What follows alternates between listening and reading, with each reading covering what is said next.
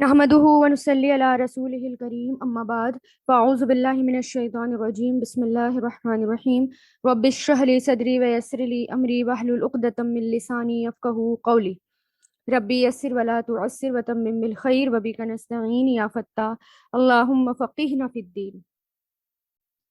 علم کی بہت اہمیت ہوتی ہے، علم سیکھنے کی۔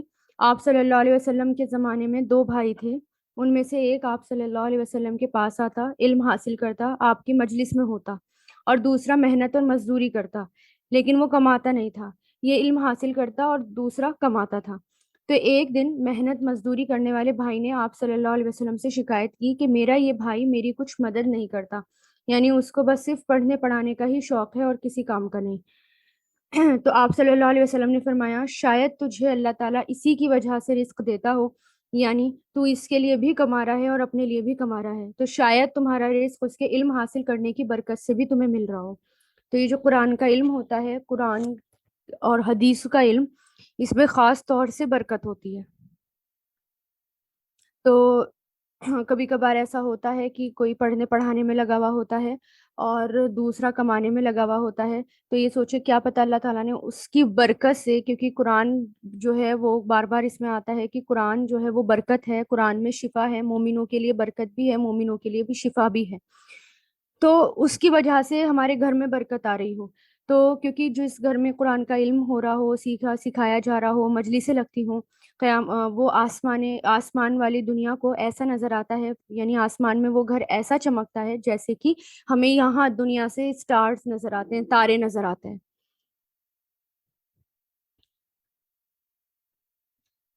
سورہ مجادلہ، پارہ 28۔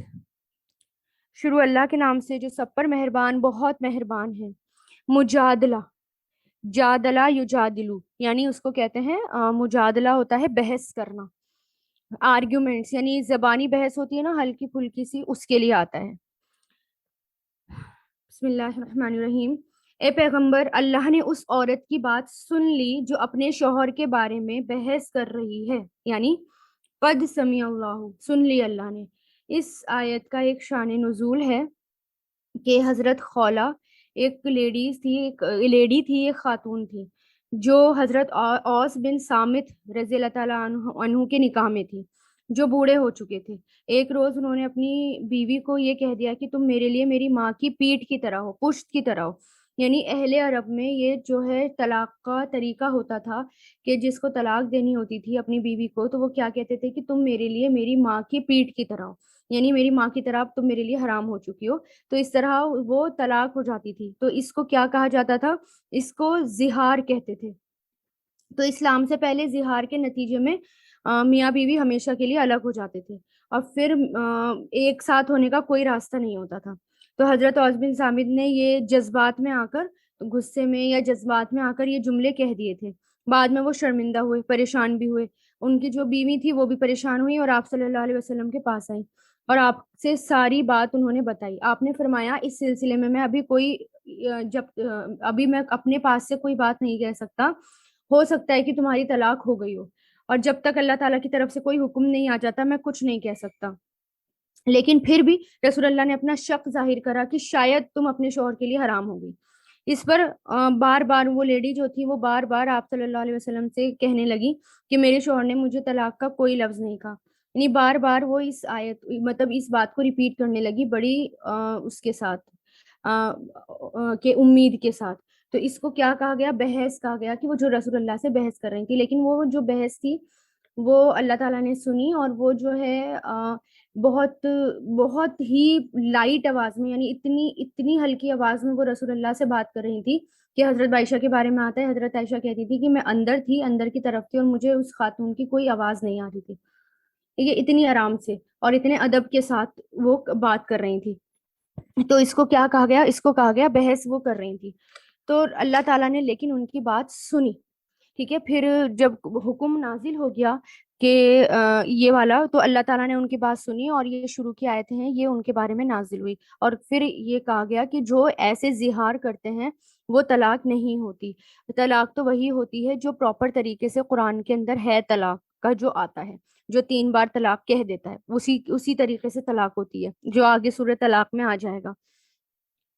تو اس میں اللہ تعالیٰ نے منع فرمایا کہ یہ طلاق کا کوئی طریقہ نہیں ہے، اور جو ماں بیوی ہوتی ہے وہ ماں کی طرح نہیں ہو سکتی۔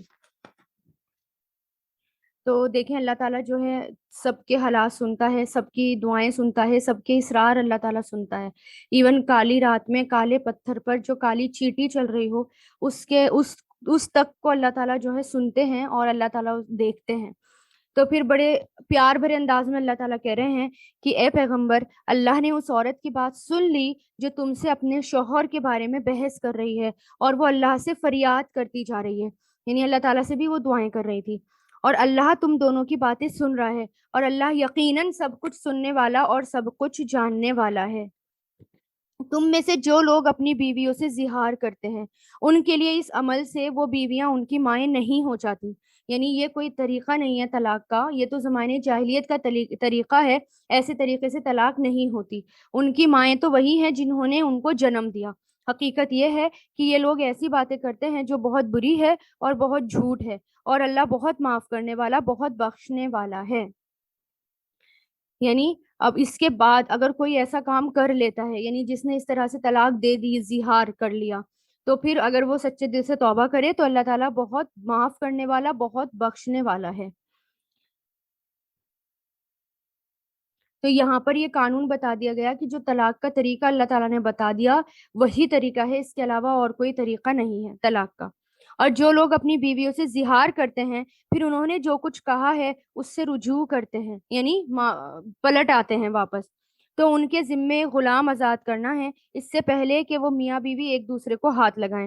یہ وہ بات ہے جس کی تمہیں نصیحت کی جا رہی ہے، اور جو تم کرتے ہو اللہ اس سے پوری طرح باخبر ہے۔ پھر جس شخص کو غلام نہ ملے، یعنی غلام اویلیبل نہ ہو، تو اس کے ذمے دو مہینے لگاتار روزے رکھنا ہے، اس سے پہلے کہ وہ میاں بیوی ایک دوسرے کو ہاتھ لگائیں۔ پھر جس کو اس کی بھی استطاعت نہ ہو، یعنی طاقت نہ ہو روزے رکھنے کی بھی، تو اس کے ذمے ہے کہ وہ 60 مسکینوں کو کھانا کھلائے۔ یہ اس لیے ہے کہ تاکہ تم اللہ اور اس کے رسول پر ایمان لاؤ، یہ اللہ کی مقرر حدیں ہیں، اور کافروں کے لیے دردناک عذاب ہے۔ اب اس کی سزا جو ہے بہت مشکل بتائی گئی، یعنی شریعت میں اگر کوئی زہار کر لیتے ہیں، اب ان کے لیے کیا ہے کہ یا تو وہ غلام آزاد کریں، اب غلام نہیں ہوتا تو لگاتار 2 مہینے کے روزے رکھیں گے، اور جو روزے رکھنے کی طاقت نہیں رکھ سکتے، بیمار ہیں کسی وجہ سے، تو پھر کیا کریں گے کہ 60 مسکینوں کو کھانا کھلائیں گے۔ کیونکہ یہ الفاظ جو ہے یہ چھوٹا موٹا الفاظ نہیں ہے، سوسائٹی پر اثر پڑتا تھا، اور بالکل معاشرہ خراب ہو جاتا تھا، سوسائٹی خراب، بچوں پر اثر پڑتا تھا، ان کے بچے بھی تھے چھوٹے چھوٹے۔ اب وہ یہ کہہ رہی تھی کہ اگر میں شوہر کے پاس چھوڑ دوں گی تو وہ تربیت نہیں ہو پائے گی، اگر میں اپنے ساتھ لے کر جاؤں گی تو وہ بھوکے رہ جائیں گے، تو میں کیا کروں؟ تو اس پر پھر یہ آیت نازل ہوئی۔ تو جو طلاق ہوتی ہے یا پھر یہ جو طریقے ہوتے ہیں، اس سے صرف ہم اپنی ذات پر فرق نہیں پڑتا، گھر پر فرق پڑتا ہے، سوسائٹی پر، بچوں پر، نسلوں پر فرق پڑتا ہے۔ اس لیے اس کی سزا بتائی گئی ہے کہ کوئی یہ کام بھول کر بھی نہ کرے۔ اور روزے کس کو رکھنے ہوں گے؟ اس شوہر کو رکھنے ہوں گے جس نے زہار کیا ہے، جس نے ایسا بولا ہے۔ یقین رکھو جو اللہ اور اس کے رسول کی مخالفت کرتے ہیں وہ ایسے ہی ذلیل ہوں گے جیسے ان سے پہلے لوگ ذلیل ہوئے تھے، اور ہم نے کھلی کھلی آیتیں نازل کر دیں، اور کافروں کے لیے ایسا ہی عذاب ہے جو خوار کر کے رکھ دے گا۔ یعنی اللہ تعالیٰ، اللہ اور اس کے رسول کی اطاعت نہ کرنا، ان کو فالو نہ کرنا، ان کی بات نہ ماننا جو ہے وہ رسوائی میں ڈال دیتا ہے، ذلت میں ڈال دیتا ہے۔ آج بھی دیکھیں نا کتنے مسلمان رسوائی میں ہیں، ذلت میں ہیں، بے عزتی میں ہیں۔ کیوں؟ کیونکہ رسول اللہ کی اطاعت چھوڑ دی ہے۔ صرف ایمان لانا ہی کافی نہیں ہے، ایمان لانے کے بعد رسول اللہ کو فالو کرنا، ان کی اطاعت کرنا ضروری ہے۔ جو کام انہوں نے کیا وہی کام کرنے ضروری ہیں، جو انہوں نے نہیں کیے اس سے بچنا ضروری ہے، ورنہ پھر ذلت والی زندگی ملتی ہے، اور آخرت میں بھی جنت سے محرومی ہو جاتی ہے۔ ایک حدیث میں آتا ہے رسول اللہ نے فرمایا میری ساری امت جنت میں جائے گی سوائے اس کے جس نے انکار کر دیا۔ صحابہ نے عرض کیا یا رسول اللہ انکار کون کرتا ہے؟ آپ صلی اللہ علیہ وسلم نے فرمایا جو میری اطاعت کرے گا، یعنی مجھے فالو کرے گا، وہ جنت میں داخل ہوگا، اور جو میری نافرمانی کرے گا یقیناً اس نے انکار کیا ہے نا۔ یعنی حدیث کو فالو کرنا بہت ضروری ہے، رسول اللہ کی زندگی کو دیکھنا، قرآن کے بعد یہی نہیں رکنا، حدیث سیرت پڑھنی کہ رسول اللہ کی زندگی کیسی تھی، رسول اللہ کی زندگی کو دیکھنا، ان کو فالو کرنا، حدیث کو جاننا بہت ضروری ہے. یقین رکھو، کیونکہ اسی آیت میں کیا بتایا گیا ہے کہ جو لوگ اللہ اور اس کے رسول کی مخالفت کرتے ہیں وہ ویسے ہی ذلیل ہوں گے جیسے ان سے پہلے لوگ ذلیل ہوئے تھے. اور ہم نے یہ آیتیں نازل کر دی، اور کافروں کے لیے ایسا عذاب ہے جو خوار کر کے رکھ دے گا. اس دن جب اللہ ان سب کو دوبارہ زندہ کرے گا، پھر انہیں بتائے گا کہ انہوں نے کیا کیا اور کیا کچھ وہ کیا کرتے تھے. اللہ نے اسے گن گن کر محفوظ رکھ رکھا ہے، اور یہ اسے بھول گئے ہیں، اور اللہ ہر چیز کا گواہ ہے. یعنی اللہ نے ہر چیز کیوں لکھ رکھی ہے، یہاں پر اس آیت سے ہی پتہ چلتا ہے کہ اللہ نے ہر چیز کو گن گن کے رکھ رکھا ہے. وہاں نام اعمال میں ہر چیز ملے گی. ہمارا کون سا وقت گھروں میں گیا، کون سا وقت ہمارا فالتو کام میں گیا، کون سا وقت ہمارا گیم کھیلتے ہوئے گیا، ساری چیزیں، کون سا وقت ٹی وی دیکھتے ہوئے گیا، ہر چیز جو ہے وہ لکھی جا رہی ہے، ایک ڈاٹ تک لکھی جا رہی ہے. تو وہاں پر جو ہے ہر چیز کا حساب ہوگا. کیوں؟ کیونکہ انسان تو بھول جاتا ہے. ہم نے کوئی کام کیا اور ہم بھول گئے فوراً. ہم کہتے ہیں نا میں بہت بھلکڑ ہو گئی ہوں، مجھے تو اب یاد نہیں رہتا، میری عمر ایسی ہو گئی ہے، مجھے اب یاد نہیں رہتا، یا بیماریوں کی وجہ سے یاد نہیں رہتا، جو بھی بات ہے. لیکن انسان بھول جاتا ہے. تو اللہ تعالیٰ اس کو لکھ کر رکھتے ہیں تاکہ وہاں جا کے اس کو دکھائیں کہ دیکھو. اور صرف وہاں جا کے وہ ہمیں لکھا ہوا نہیں ملے گا، ہمارے سامنے پوری پکچر چل جائے گی کہ ہم نے کیا کیا تھا. جیسے ایک ویڈیو ہوتی ہے نا، کہ جب ہم ویڈیو بناتے ہیں، آج کے شادی کی ویڈیو بنتی ہے اور اس میں سب نظر آتا جاتا ہے کیا کیا ہوا تھا، بالکل ویڈیو ہمارے سامنے چل جائے گی. تو ہمارا ایک ایک عمل جو ہے وہ لکھا جا رہا ہوتا ہے. اور کیا تم نے انہیں دیکھا ہے کہ آسمان اور زمین میں جو بھی کچھ ہے اللہ اسے جانتا ہے. کبھی تین آدمیوں میں سے کوئی سرگوشی ایسی نہیں ہوتی جس میں چوتھا وہ نہ ہو، یعنی اللہ نہ ہو، اور نہ پانچ آدمیوں میں کوئی ایسی سرگوشی ہوتی جس میں چھٹا اللہ نہ ہو. چاہے سرگوشی کرنے والا اس سے بھی کم ہو یا زیادہ، وہ جہاں بھی ہوتے ہیں اللہ ان کے ساتھ ہوتا ہے. پھر وہ قیامت کے دن انہیں بتائے گا کہ انہوں نے کیا کچھ کیا تھا. بے شک اللہ ہر چیز کو جاننے والا ہے. یعنی اللہ تعالیٰ، اگر ہم ایک بھی ہوں گے تو دوسرے اللہ تعالیٰ ہوتے ہیں، اگر ہم دو ہوں گے تو تیسرے اللہ تعالیٰ. یعنی ہم ہر وقت ہمارے ساتھ کون ہوتے ہیں؟ اللہ تعالیٰ. تو اس لیے جو ہم اگر اسمائل کر رہے ہوں، بڑبڑا رہے ہوں، کچھ بھی کر رہے ہوں، کوئی سا بھی کام کر رہے ہوں، کوئی سا بھی عمل کر رہے ہوں، کسی کے بھی ساتھ بیٹھے ہوں، تو اللہ تعالیٰ ہر وہاں پر موجود ہوتے ہیں. موجود مطلب اپنی علم کی وجہ سے اللہ تعالیٰ دیکھ رہے ہوتے ہیں، اللہ تعالیٰ سن رہے ہوتے ہیں. کیا تم نے ان لوگوں کو نہیں دیکھا جنہیں سرگوشی کرنے سے منع کر دیا گیا تھا؟ یعنی جو وسپرنگ کرتے ہیں یا باتیں کرتے ہیں آپس میں، ان کو منع کر دیا گیا تھا، پھر بھی وہ وہی کام کرتے ہیں جن سے انہیں منع کیا گیا. اور وہ ایک دوسرے کے ساتھ ایسی سرگوشیاں کرتے ہیں جو گناہ، زیادتی اور رسول کی نافرمانی پر مشتمل ہو. یعنی باتیں کرنا منع نہیں ہے، لیکن جو گناہ کی بات ہو، غیبت کی بات ہو، چگلی کی بات ہو، اور زیادتی ہو، رسول اللہ کی نافرمانی ہو، ایسی باتوں سے منع کر دیا گیا. اور اے پیغمبر، جب وہ تمہارے پاس آتے ہیں تو تمہیں ایسے طریقے سے سلام کرتے ہیں جس سے اللہ نے تمہیں سلام نہیں کیا، اور اپنے دلوں میں کہتے ہیں کہ ہم جو کچھ کہہ رہے ہیں اس پر اللہ ہمیں سزا کیوں نہیں دیتا. جہنم ہی ان کی خبر لینے کے لیے کافی ہے، اور اسی میں وہ جا پہنچیں گے، اور وہ پہنچنے کی بہت بری جگہ ہے. یعنی مدینہ کے جو یہود تھے اور منافقین تھے یہ مدینہ کے اندر، تو وہ کبھی کبھی مسلمانوں کو دیکھتے اور آپس میں ایک دوسرے سے باتیں کرتے، سرگوشیاں کرتے. نہیں، مسلمانوں کو دیکھتے اور آپس میں پھسپھساہٹ کی باتیں شروع کر دیتے تھے. تو مسلمانوں کو یہ ہوتا ہے کہ شاید کسی آنے والے لشکر یا مسلمان پر کسی حملے کے بارے میں وہ باتیں کر رہے ہیں. کیونکہ مدینہ سورہ یہ جو ہے مدینہ میں نازل ہوئی تھی، تو اس وقت جنگ کا بہت زیادہ دور تھا، لگاتار جنگیں ہوتی رہتی تھی. تو جب آپس میں باتیں کرتے تھے تو مسلمانوں کو لگتا تھا کہیں اب اور کوئی جنگ تو نہیں ہونے والی. اس طرح مسلمان اپنے دل میں خوف محسوس کرتے. تو اللہ نے کہا کہ یہ جو حرکتیں کر رہے ہیں اور چھپ کے کان میں جو باتیں کر رہے ہیں اور مسلمانوں پر ہنستے ہیں، ان کو روک دیا گیا تھا. اور یہاں پر اللہ تعالیٰ کہہ رہے ہیں اللہ تعالیٰ سب جانتا ہے کہ تم کیا کر رہے ہو. اور دوسری یہاں پر ان کی ایک عادت یہ بتائی گئی تھی کہ رسول اللہ کو یا مسلمانوں کو جب وہ سلام کرتے تھے تو السلام علیکم کہنے کی بجائے السلام علیکم بولتے تھے، یعنی تم پر ہلاکت ہو. اور من ہی من میں سوچتے تھے کہ اچھا اللہ تعالیٰ اس پر ہمیں سزا کیوں نہیں دیتے. یعنی اللہ تعالیٰ کو پتہ نہیں، جب ہم السلام علیکم کہتے ہیں تو نعوذ باللہ ان پر آپ پر موت واقع ہو یا آپ ہلاکت ہوں، اس کے یہ مطلب ہوتے ہیں. تو اللہ تعالیٰ کیا کہہ رہے ہیں کہ ان کو پتہ چل جائے گا، اللہ تعالیٰ خبر لینے کے لیے کافی ہیں۔ اور پھر دیکھیں اللہ تعالیٰ سلام جو ہے وہ اللہ تعالیٰ کا اسپیشل نام ہے، جو اللہ تعالیٰ نے خاص سلام کے لیے رکھ دیا، زمین والوں کی سلامتی کے لیے۔ اور مسلمانوں پر مسلمان کا حق ہوتا ہے کہ وہ ایک دوسرے کو سلام کریں، اور باتوں کی شروعات بھی سلام سے ہونی چاہیے۔ اور سلام جو شروعات کرتا ہے سلام کی، وہ افضل ہوتا ہے، وہ سب سے بہتر انسان ہوتا ہے جو شروعات کرتا ہے، تو وہ اس میں چھیڑ چھاڑ کر رہے ہیں۔ تو اللہ تعالیٰ کیا کہہ رہے ہیں کہ جہنم ان کی خبر لینے کے لیے کافی ہے۔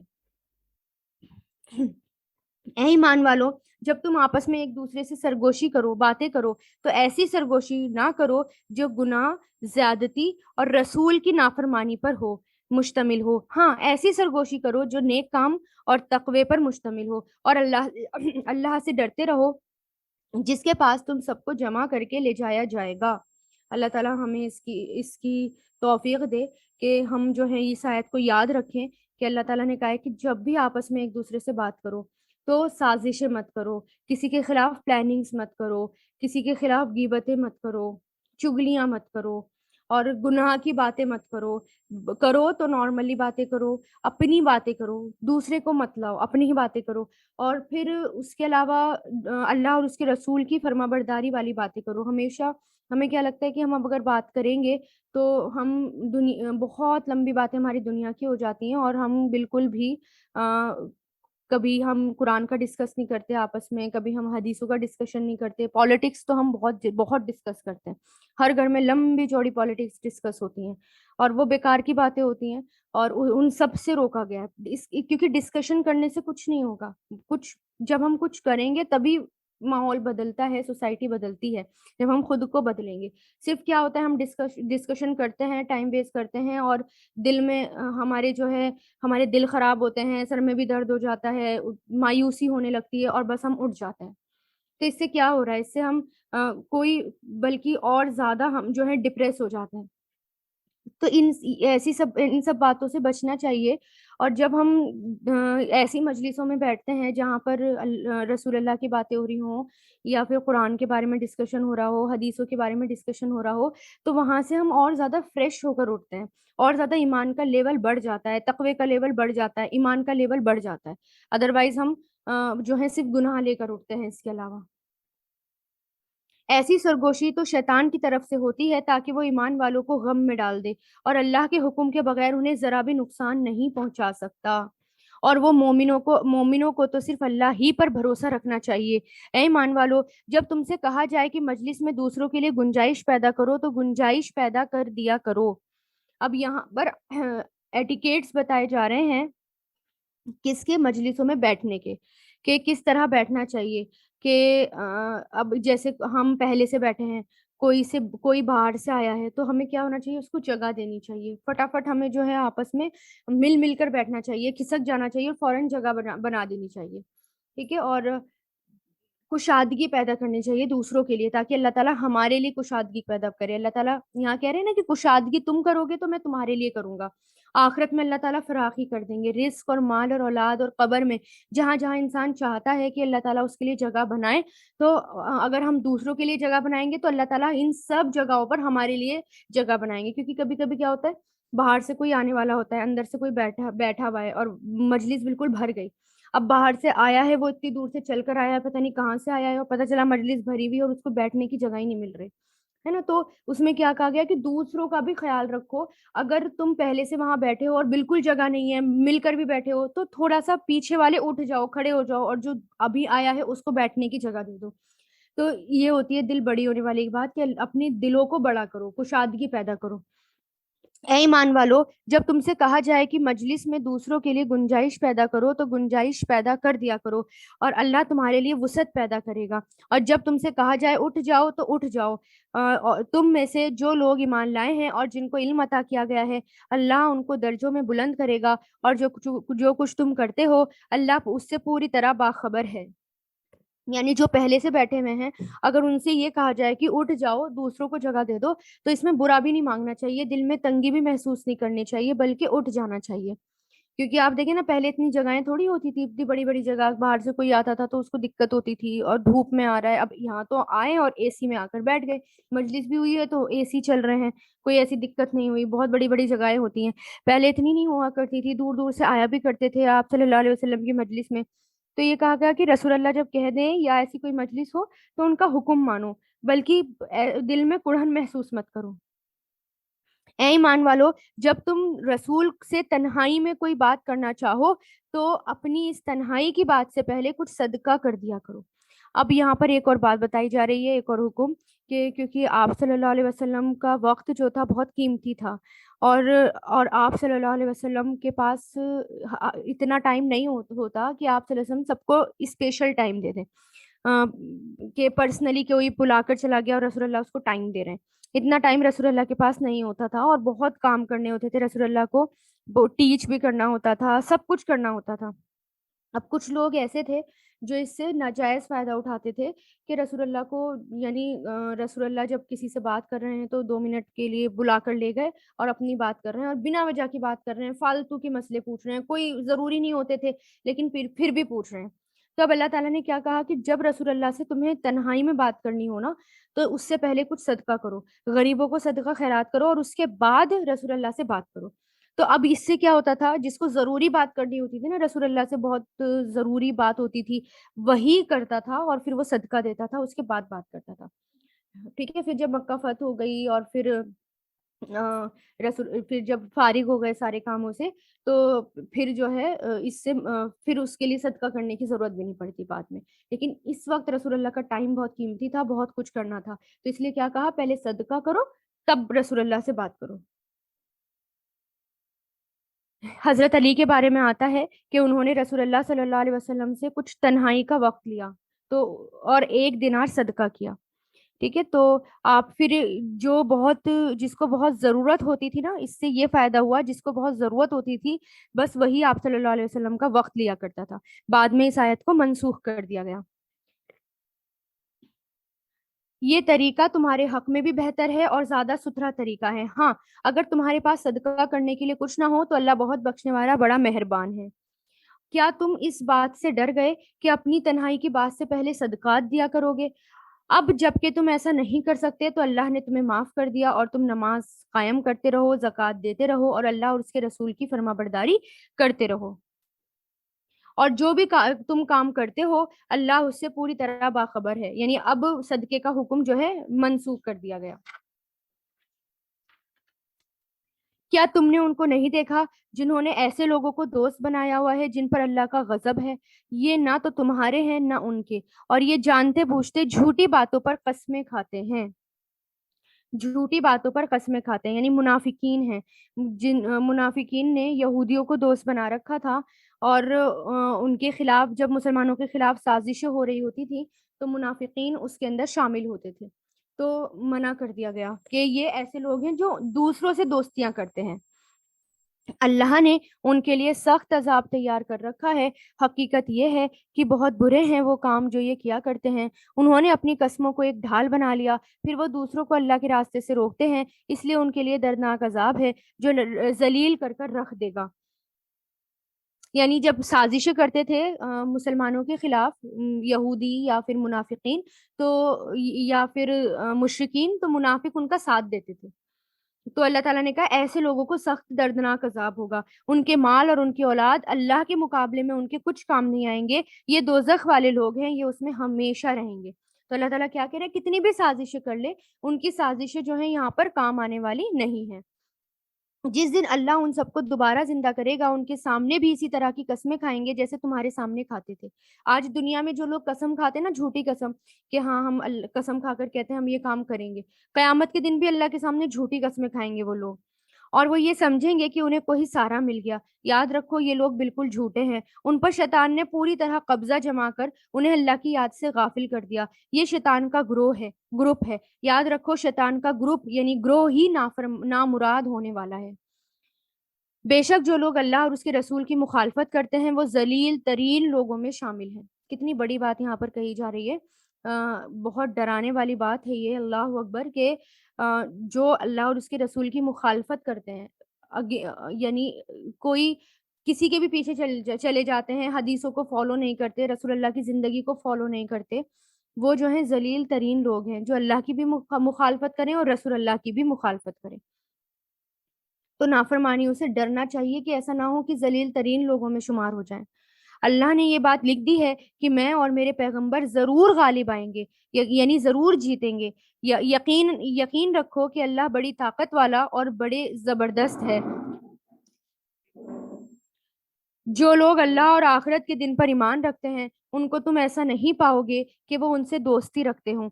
جنہوں نے اللہ اور اس کے رسول کی مخالفت کی ہے، چاہے وہ ان کے باپ ہوں یا ان کے بیٹے ہوں یا ان کے بھائی ہوں یا ان کے خاندان والے ہوں، یہ وہ لوگ ہیں جن کے دلوں میں اللہ نے ایمان نقش کر دیا، یعنی گاڑ دیا، اور وہ اپنی روح سے ان کی مدد کی۔ اچھا، یعنی یہاں پر کیا کہنے اللہ تعالیٰ، جس دن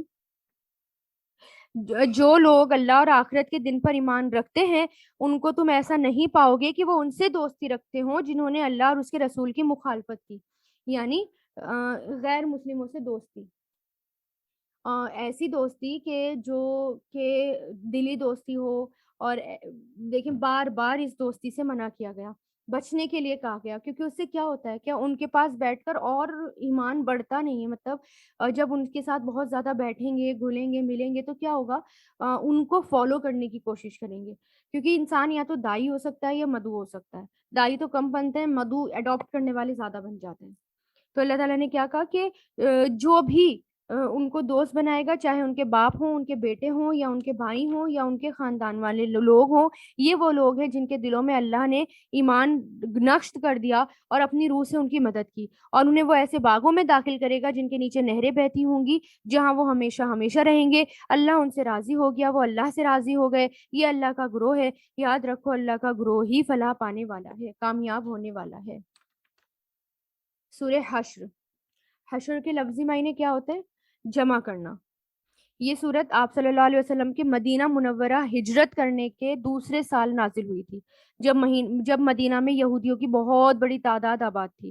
رسول اللہ نے ان سے ایک کانٹریکٹ، ایک ٹریٹی کی تھی کہ آپس میں امن اور امان سے رہیں گے۔ مدینہ منورہ پر حملہ ہونے کی صورت میں اگر مدینہ پر حملہ ہوگا تو سب مل کر اس کا دفاع کریں گے۔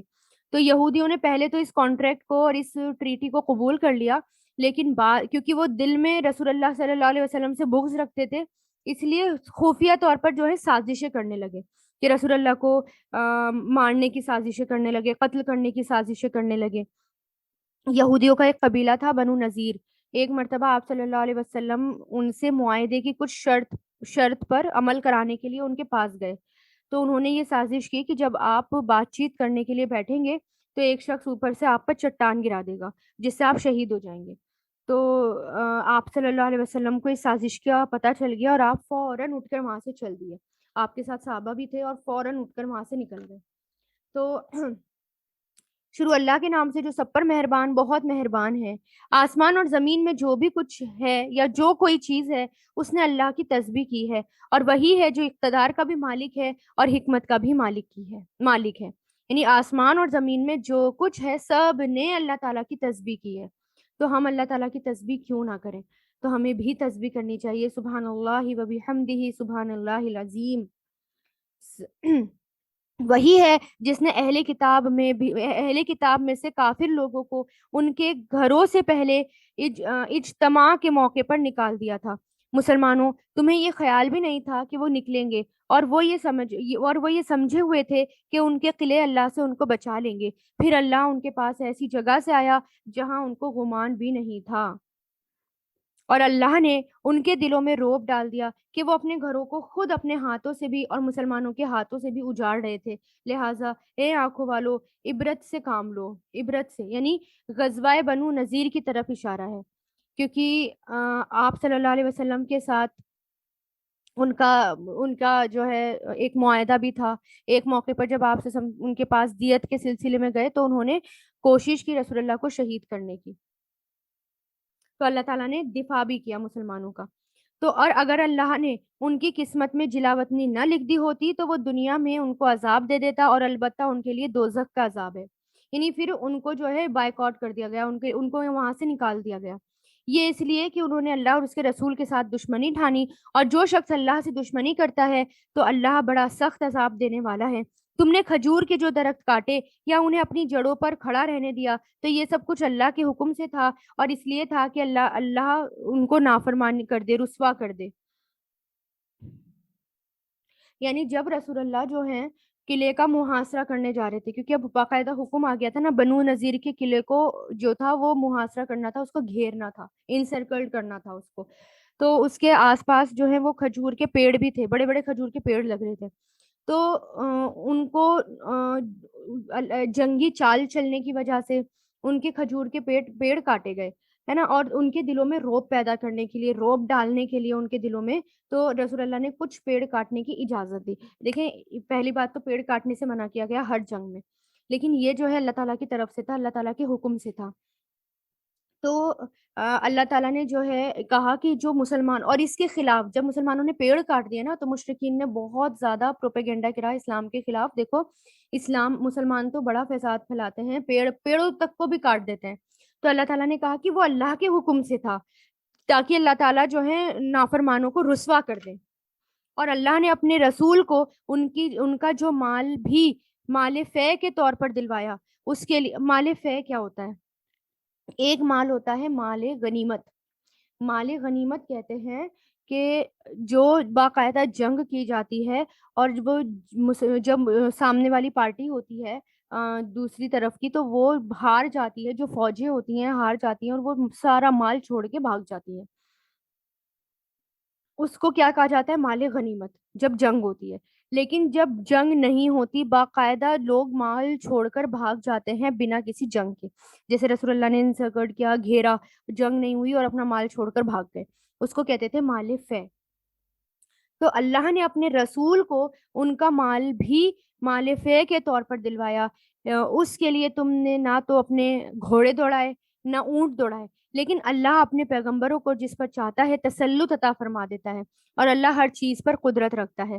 اللہ اپنے رسول کو دوسری بستیوں سے جو بھی مال فے کے طور پر دلوائے تو وہ اللہ کا حق ہے، اس کے رسول کا حق ہے، اس میں قرابت دار اور یتیم اور مسکین اور مسافروں کا بھی حق ہے، تاکہ وہ مال صرف انہی کے درمیان گردش کرتا نہ رہ جائے جو تم میں دولت مند لوگ ہیں، اور رسول تمہیں جو کچھ دیں وہ لے لو، اور جس چیز سے منع کر دیں اس سے رک جاؤ، اور اللہ سے ڈرتے رہو، بے شک اللہ سخت سزا دینے والا ہے۔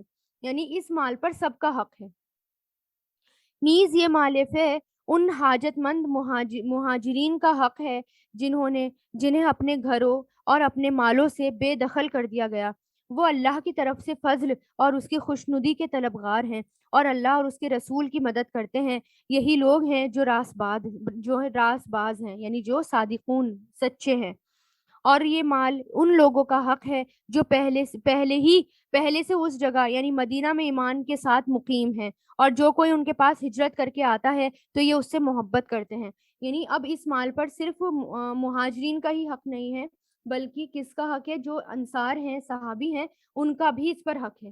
اور جو کچھ ان مہاجرین کو دیا جاتا ہے یہ اپنے سینوں میں اس میں کوئی خواہش محسوس نہیں کرتے، اور ان کو اپنے آپ پر ترجیح دیتے ہیں، چاہے ان پر تنگ دستی کی ہی حالت گزر رہی ہو۔ کیونکہ آپ کو پتہ ہے نا جو انصار تھے انہوں نے کس قدر بھائی چارے کے ساتھ وہ رہے، بردرہوڈ کا انہوں نے قائم کیا۔ اور پھر اگر خود کے پاس نہیں بھی ہوتا تھا نا تو مال نہیں بھی ہوتا تھا، لیکن اپنے جو مہاجر ساتھی ہوتے تھے ان کو وہ ضرور دیتے تھے۔ تو اللہ تعالیٰ نے یہاں ان کی تعریف کی ہے کہ وہ جو ہے مہاجرین کی خواہش پوری کرتے ہیں، تو ان کا بھی اس میں حق ہے، اور اس میں اپنے اوپر کوئی تنگی بھی محسوس نہیں کرتے۔ اور جو لوگ اپنی طبیعت کے بخل سے محفوظ ہو جائے، یعنی اپنی کنجوسی سے باز آ جائے، تو وہی ہے جو فلاح پانے والے ہیں، کامیاب ہونے والے ہیں۔ یعنی کیا کہا گیا کہ جو اپنی کنجوسی سے باز آ جائے وہی ہے جو کامیاب ہونے والے ہیں۔ اب اس سلسلے میں دیکھیں نا ایک مشہور واقعہ بھی ہے کہ اس شان نزول میں جو آتا ہے کہ آپ صلی اللہ علیہ وسلم کی خدمت میں ایک شخص حاضر ہوا، کہا کہ اللہ کے رسول، میں فاقہ زدہ شخص ہوں، بھوکا ہوں۔ تو آپ نے اپنی ازواج کے پاس اسے بھیج دیا کہ کچھ کھانے کے لیے کوئی چیز ہو تو دے دے۔ کہ آپ صلی اللہ علیہ وسلم نے یہ بھی فرمایا، جب سب بیویوں کے پاس بھیج دیا تو ان کے پاس کچھ نہیں تھا، تو پھر رسول اللہ نے فرمایا کہ کیا کوئی ایسا شخص ہے جو آج رات اس شخص کی مہمانی کرے، یعنی میرے لیے وہ میزبان بنے اور اس شخص کو مہمان بنا دے؟ تو ایک انصار صحابی کھڑے ہوئے اور کہا کہ اللہ کے رسول، میں اس کی مہمانی کروں گا۔ پھر وہ ان کو گھر لے گئے اور کہا اپنی بیوی سے کہ یہ اللہ کے رسول کے مہمان ہیں۔ اور پھر انہوں نے اپنی بیوی سے یہ کہا کہ کچھ بھی بچا کر مت رکھنا۔ تو وہ کہنے لگی اللہ کی قسم، میرے پاس تو صرف بچوں کا کھانا ہے اور کچھ بھی نہیں ہے۔ تو انصاری صحابی نے کہا جب بچے کھانا مانگے تو انہیں سلا دینا اور چراغ بجھا دینا، آج رات ہم بھوکے رہ لیں گے۔ پھر بیوی نے ایسا ہی کیا۔ وہ شخص صبح کے وقت آپ صلی اللہ علیہ وسلم کی خدمت میں حاضر ہوا تو اللہ تعالیٰ کے رسول نے کہا کہ اللہ نے اس کی تعریف فرمائی، اور رسول اللہ نے اس کی تعریف فرمائی کہ فلاں مرد اور عورت پر اللہ تعالیٰ بہت خوش ہوئے، اور فرمایا اللہ تعالیٰ آپ پر مسکرایا۔ اور پھر اللہ تعالیٰ نے یہ آیت نازل کی کہ جو بھوکے رہ کر دوسروں کو کھلاتے ہیں، اور دین کی سچی محبت انہی کے دلوں میں ہے، کیونکہ وہ کنجوس نہیں نا، اپنی کنجوسی سے باز آ گئے، اپنے دلوں کی کنجوسی سے جو باز آ گئے وہی لوگ ہیں جو ایمان والے ہیں۔ یہ مال ان لوگوں کا بھی حق ہے جو مہاجرین اور انصار کے بعد آئے، اور وہ یہ کہتے ہیں کہ اے ہمارے پروردگار، ہماری بھی مغفرت فرمائیے اور ہمارے ان بھائیوں کی بھی جو ہم سے پہلے ایمان لا چکے، اور ہمارے دلوں میں ایمان لانے والوں کے لیے کوئی بغض نہ رکھیے۔ اے ہمارے پروردگار، آپ بہت شفیق اور بہت مہربان ہیں۔ کیا تم نے انہیں نہیں دیکھا جنہوں نے منافقت سے کام لیا کہ وہ اپنے ان بھائیوں سے جو کافر اہل کتاب میں سے ہیں کہتے ہیں اگر تمہیں نکالا گیا تو ہم بھی تمہارے ساتھ نکلیں گے، اور تمہارے بارے میں کبھی کسی کا کہنا نہیں مانیں گے، اور اگر تم سے جنگ کی گئی تو ہم تمہاری مدد کریں گے۔ اللہ گواہی دیتا ہے کہ یہ بالکل جھوٹ ہیں، یعنی بالکل جھوٹے ہیں۔ ایسا ہوا ہے نا کتنی بار کہ یہودیوں کے بارے میں منافقین نے کہا ہم تمہارا ساتھ دیں گے، لیکن جب ساتھ دینے کی باری آئی تو ساتھ نہیں دیا۔ یہ پکی بات ہے کہ اگر ان اہل کتاب کو نکالا گیا تو یہ ان کے ساتھ نہیں نکلیں گے، اور اگر ان سے جنگ کی گئی تو یہ ان کی مدد بھی نہیں کریں گے، اور اگر بالفرض ان کی مدد کی بھی تو پیٹ پھیر کر بھاگ جائیں گے، پھر ان کی کوئی مدد نہیں کرے گا۔ مسلمانوں، حقیقت یہ ہے کہ ان کے دلوں میں تمہاری دہشت اللہ سے زیادہ ہے، یہ اس لیے کہ یہ وہ لوگ ہیں جنہیں کچھ سمجھ ہی نہیں۔ یہ سب لوگ اکٹھے ہو کر بھی تم سے جنگ نہیں کریں گے مگر ایسی بستیوں سے میں جو قلعوں میں محفوظ ہوں، یا پھر دیواروں کے پیچھے چھپ کر۔ ان کی آپس کی مخالفتیں بہت سخت ہیں، تم انہیں اکٹھا سمجھتے ہو حالانکہ ان کے دل پھٹے ہوئے ہیں۔ یہ اس لیے کہ یہ وہ لوگ ہیں جنہیں عقل ہی نہیں، کیونکہ دل جو ہے نا ایمان کی وجہ سے لوگوں کے جڑتے ہیں۔ جس کے دلوں میں ایمان ہوتا ہے نا، پھر وہ اپنی پرواہ نہیں کرتے، پھر وہ دوسروں کی بھی پرواہ کرتا ہے۔ جیسے ایمان والے ہوتے ہیں وہ کیا سوچتے ہیں کہ اگر میں نے اپنے بھائی کے ساتھ غداری کر دی تو کیا ہوگا، اللہ تعالیٰ کے پاس جا کر کیا حساب دوں گا، میں اللہ تعالیٰ کو منہ دکھاؤں گا اور کیا ہوگا حشر میں۔ لیکن جن کے دلوں میں ایمان نہیں ہوتا نا، وہ آپس میں ایک دوسرے سے بغض رکھتے ہیں۔ اگر کوئی ان میں سے آگے بڑھنے کی کوشش کرتا ہے یا بڑھ بھی جاتا ہے نا تو اس کے خلاف ہو جاتے ہیں۔ تو اللہ تعالیٰ کہتے ہیں یہ لوگ ہمیں ملے ہوئے نظر آ رہے ہیں لیکن یہ آپس میں پھٹے ہوئے ہوتے ہیں ان کے دل، اور ایمان کی وجہ سے ہی دل ملے ہوئے ہوتے ہیں۔ تو اگر ایک دوسرے کا ساتھ تو دیتے ہیں لیکن اگر مشکل آ جاتی ہے نا تو ایک دوسرے کا ساتھ چھوڑ کے بھاگ بھی جاتے ہیں۔ اس لیے کبھی بھی مشرکین کے اور غیر مسلموں کے جو بھی پروپیگنڈا کریں مسلمانوں کے خلاف، ان سے بلکہ اللہ تعالیٰ سے مدد مانگیں اور خود کو مضبوط کریں، خود کو ایمان پر قائم کریں، خود کو اللہ اور اس کے رسول کے جو بھی حکم ہے اس پر لبیک بولیں، متقی بن جائیں تو اللہ تعالیٰ کی طرف اپنے آپ ہی اللہ تعالیٰ کی طرف سے مدد آنی شروع ہو جاتی ہے۔ اور ان کی حالت تو ان لوگوں جیسی ہے جو ان سے کچھ ہی پہلے اپنے کرتوت کا مزہ چکھ چکے، اور ان کے لیے دردناک عذاب ہے۔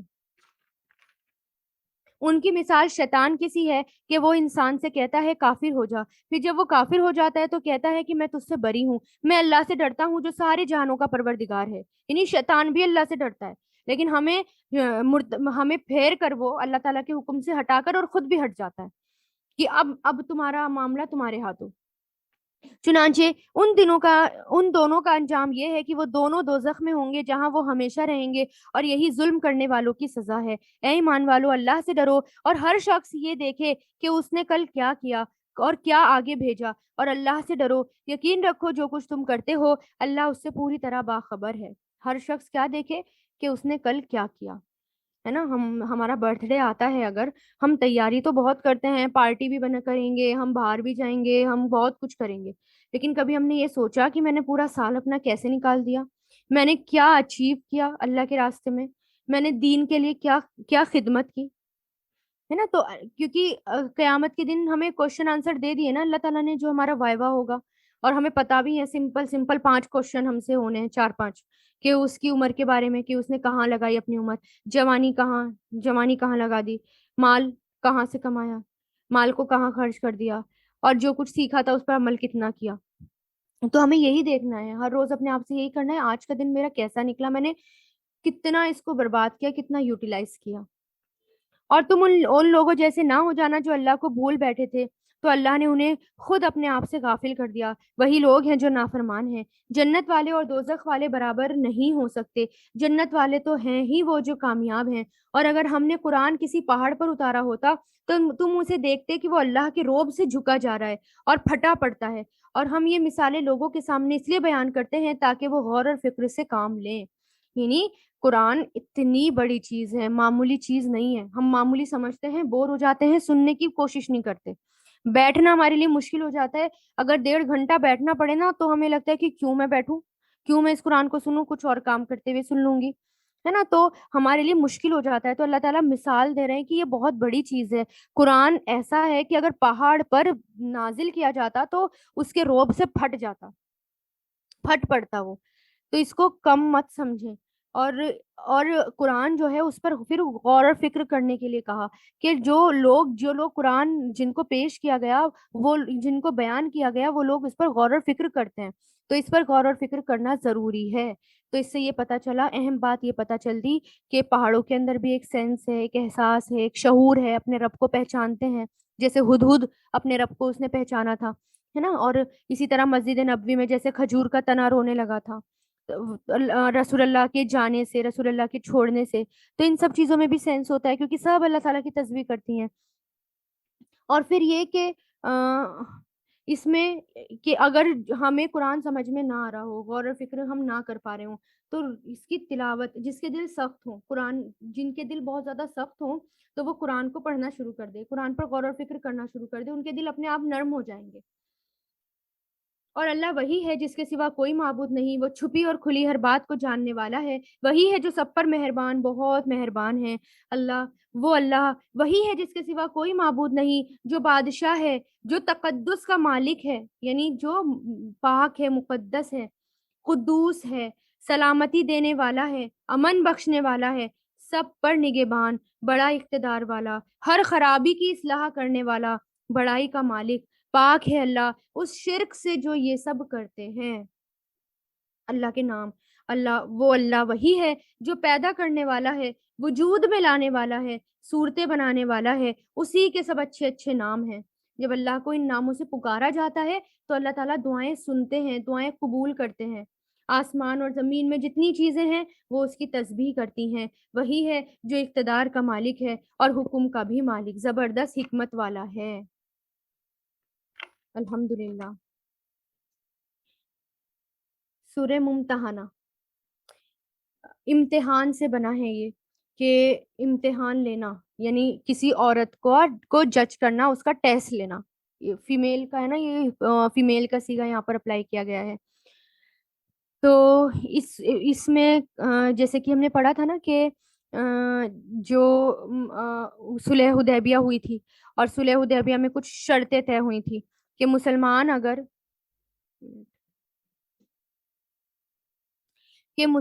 اگر مدینہ آئے گا تو اسے واپس بھیجنا ہوگا، مکہ سے اگر مسلمان ہو کر آئے گا، وہ مدینہ آئے گا کوئی شخص، تو اسے واپس بھیجنا ہوگا۔ لیکن یہ کسی عورت کے بارے میں نہیں تھا۔ یہ جو کانٹریکٹ ہوا تھا، اس میں جو مشرکین نے جو ورڈ لکھوائے تھے نا، وہ خاص طور سے میل والا یوز کیا تھا، فیمیل والا نہیں تھا۔ اس لیے جو مسلمان عورتیں ہو کر آ رہی تھیں، اب ان کو واپس نہیں بھیجا گیا، اور کیا کہا گیا کہ تم نے جو کانٹریکٹ لکھوایا تھا اس میں صرف مردوں کا ذکر کرا تھا، عورتوں کا نہیں، اس لیے ہم عورتوں کو واپس نہیں بھیجیں گے۔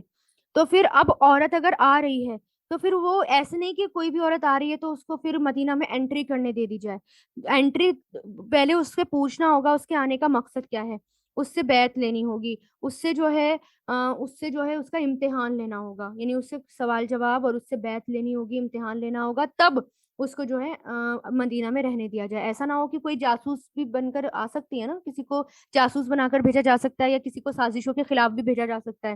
اس لیے ان کا ٹیسٹ لیں اور بیعت لیں اور پھر ان کو اندر آنے دیں. تو اس لیے ہے یہ امتحان لینے والی, یعنی ممتحنہ یعنی امتحان لینے والی. شروع اللہ کے نام سے جو سب پر مہربان بہت مہربان ہے. اچھا, اس کے شروع میں ایک واقعہ اور بھی بیان کیا جا رہا ہے, حاطب بن ابی کا, حاطب بن ابی بلتا کا. یعنی ایک ایسے بزرگ تھے جو اصل میں یمن کے رہنے والے تھے اور مکہ آ کر بس گئے تھے. مکہ میں ان کا قبیلہ نہیں تھا. خود تو وہ ہجرت کر کے مدینہ منورہ آ گئے, لیکن ان کے گھر والے جو تھے وہ مدینہ میں رہ گئے تھے, بچے بیوی وغیرہ, جن کی وجہ سے انہیں یہ خطرہ تھا کہیں قریش کے لوگ ان پر ظلم نہ کریں. ٹھیک ہے. اور پھر دوسری طرف یہ کہ اب جو حضرت حاطب تھے, کیونکہ ان کے گھر والے مکہ میں رہ گئے تھے اور وہ رسول اللہ اور سب کے ساتھ ہجرت کر کے آ گئے تھے, تو اب مکہ فتح ہونی تھی. اب اللہ تعالیٰ کی طرف سے حکم آیا کہ اب مکہ فتح ہوگی, تو اللہ تعالیٰ رسول, اور وہ خفیہ طور پر ہونی تھی. تو اللہ تعالیٰ سے رسول اللہ نے دعا بھی کی تھی, اللہ تعالیٰ ہمارے حالات کی خبر ان تک مت جانے دینا, مطلب مکہ کے مشرکین کے تک مت جانے دینا, کیونکہ رسول اللہ یہ خاموشی کے ساتھ اس کو جیتنا چاہتے تھے, تاکہ کیونکہ وہ مکہ حرمت والی جگہ ہے, وہاں اللہ تعالیٰ کا گھر ہے, اسپیشل شہر ہے وہ, تو رسول اللہ چاہتے نہیں تھے وہاں کوئی خون خرابہ ہو یا اس طرح کی کوئی جنگ ہو. تو اس چیز کو خفیہ رکھا گیا. جب آپ ہسٹری رکھیں گے باقاعدہ طور پر بڑی حکمت کے ساتھ, جب آپ ہسٹری پڑھیں گے, اور سیرہ کے میں جب میں نے سیرہ پڑھائی تھی اس کے اندر باقاعدہ اسٹیپ ایک ایک چیز بتائی گئی تھی کہ کیسے کیسے مکہ فتح ہوئی تھی. تو اگر آپ کو کبھی سننا ہو پوری ڈیٹیل تو یوٹیوب پر ہے, اس کے بارے میں سنیے گا. تو جب مکہ پر وہ لوگ مسلمان مکہ پر چڑھائی کرنے کا پلان کر رہے تھے نا, تو حضرت حاطب کو یہ لگا کہ کیونکہ وہ صحابی بھی تھے, ان کو یہ لگا کہ میرے جو گھر والے ہیں بچے وغیرہ وہ مکہ میں ہیں, اگر میں مکہ والوں کو یہ خبر دے دوں کہ رسول اللہ اور مسلمان جو ہیں وہ چڑھائی کرنے کی پلاننگ کر رہے ہیں, تو ان پر میرا ایک احسان ہو جائے گا, اور وہ اس احسان کی وجہ سے میرے گھر والوں کو کچھ نہیں کہیں گے. انہیں فکر کس کی تھی؟ اپنے گھر والوں کی. تھے وہ ایمان والے, دل میں ایمان تھا, لیکن صرف تھوڑی سی محبت آ گئی کس کی؟ بچوں کی اور بیوی کی. تو پھر ایک عورت مدینہ میں آئی تھی, اس کے تھرو انہوں نے خط بھجوایا تھا, خفیہ خط, کہ مشرکین کو. لیکن اللہ تعالیٰ نے اس کی بات جو ہے رسول اللہ کو بتا دی, اور رسول اللہ نے فوراً حضرت علی کو اور حضرت زبیر کو اور ایک اور صحابی تھے ان کو فوراً بھیج دیا کہ اس عورت کا پیچھا کرو اور اس سے وہ خط لو, کیونکہ اللہ تعالیٰ نے بتا دیا ایسے ایسے ایک صحابی نے خط بھیجا ہے. اور پھر اس عورت سے انہوں نے خط لے لیا, اور پھر رسول اللہ کو ساری باتوں کا پتہ چلا, اور اس صحابی نے جو ہے اس بات کا ایکسیپٹ بھی کیا کہ ہاں مجھ سے غلطی ہو گئی, کیونکہ میں اپنی بیوی بچوں کو بچانا چاہ رہا تھا, اور انہوں نے اس اللہ تعالیٰ سے معافی بھی مانگی. تو شروع اللہ کے نام سے جو سب پر مہربان بہت مہربان ہے. اے ایمان والو, اگر تم میرے راستے میں جہاد کرنے کے خاطر اور میری خوشنودی حاصل کرنے کے لیے گھروں سے نکلے ہو, تو میرے دشمنوں اور اپنے دشمنوں کو ایسا دوست مت بناؤ کہ ان کو محبت کے پیغام بھیجنے لگو, حالانکہ تمہارے پاس جو حق آیا ہے انہوں نے اس کو اتنا جھٹلایا ہے کہ رسول کو بھی اور تمہیں بھی صرف اس وجہ سے مکہ سے باہر نکالتے رہے کہ تم اپنے پروردگار اللہ پر ایمان لائے ہو. تم ان سے خفیہ طور پر دوستی کی باتیں کرتے ہو, حالانکہ جو کچھ تم خفیہ طور پر کرتے ہو اور جو کچھ اعلانیہ کرتے ہو اس سب کو اللہ تعالیٰ پوری طرح جانتا ہے, اور تم میں بھی جو ایسا کرے گا وہ سیدھے راستے سے بھٹک گیا. یعنی ہم ایسا نہیں کر سکتے, چاہے ہمارے گھر والے ہی کیوں نہ ہو, گھر والوں کی محبت کی وجہ سے بھی ہم پر یہ بالکل سختی سے منع ہے کہ ہم ایسی کوئی بات لیک کر دیں, اپنی مسلمانوں کی کوئی بات ایسی لیک کر دیں. اور اگر یا پھر کوئی ہم سے معاہدہ ہوا ہے, کوئی معاہدہ توڑ دیں, کسی انسان سے کسی سے بھی معاہدہ کانٹریکٹ توڑ دیں, اس طرح کی باتوں کو لیک کرنا شروع کر دیں, تو یہ فساد پھیلانے والی باتیں ہوتی ہیں. اور اگر تم ان کے ہاتھ آ جاؤ تو وہ تمہارے دشمن بن جائیں گے, اور وہ اپنے ہاتھ اور زبانیں پھیلا پھیلا کر تمہارے ساتھ برائیاں کریں گے, اور ان کی خواہش یہ ہے کہ تم کافر بن جاؤ. قیامت کے دن نہ تو تمہاری رشتہ داریاں ہرگز کام آئیں گی, نہ تمہاری اولاد. اللہ ہی تمہارے درمیان فیصلہ کرے گا, اور جو کچھ تم کرتے ہو اللہ اسے پوری طرح دیکھتا ہے. ہم اولاد کی محبت میں بھی بہت کچھ کر جاتے ہیں نا, نافرمانیاں کر جاتے ہیں, تو یہاں اللہ تعالیٰ یہی کہہ رہا ہے قیامت کے دن کوئی کسی کے کام آنے والا نہیں.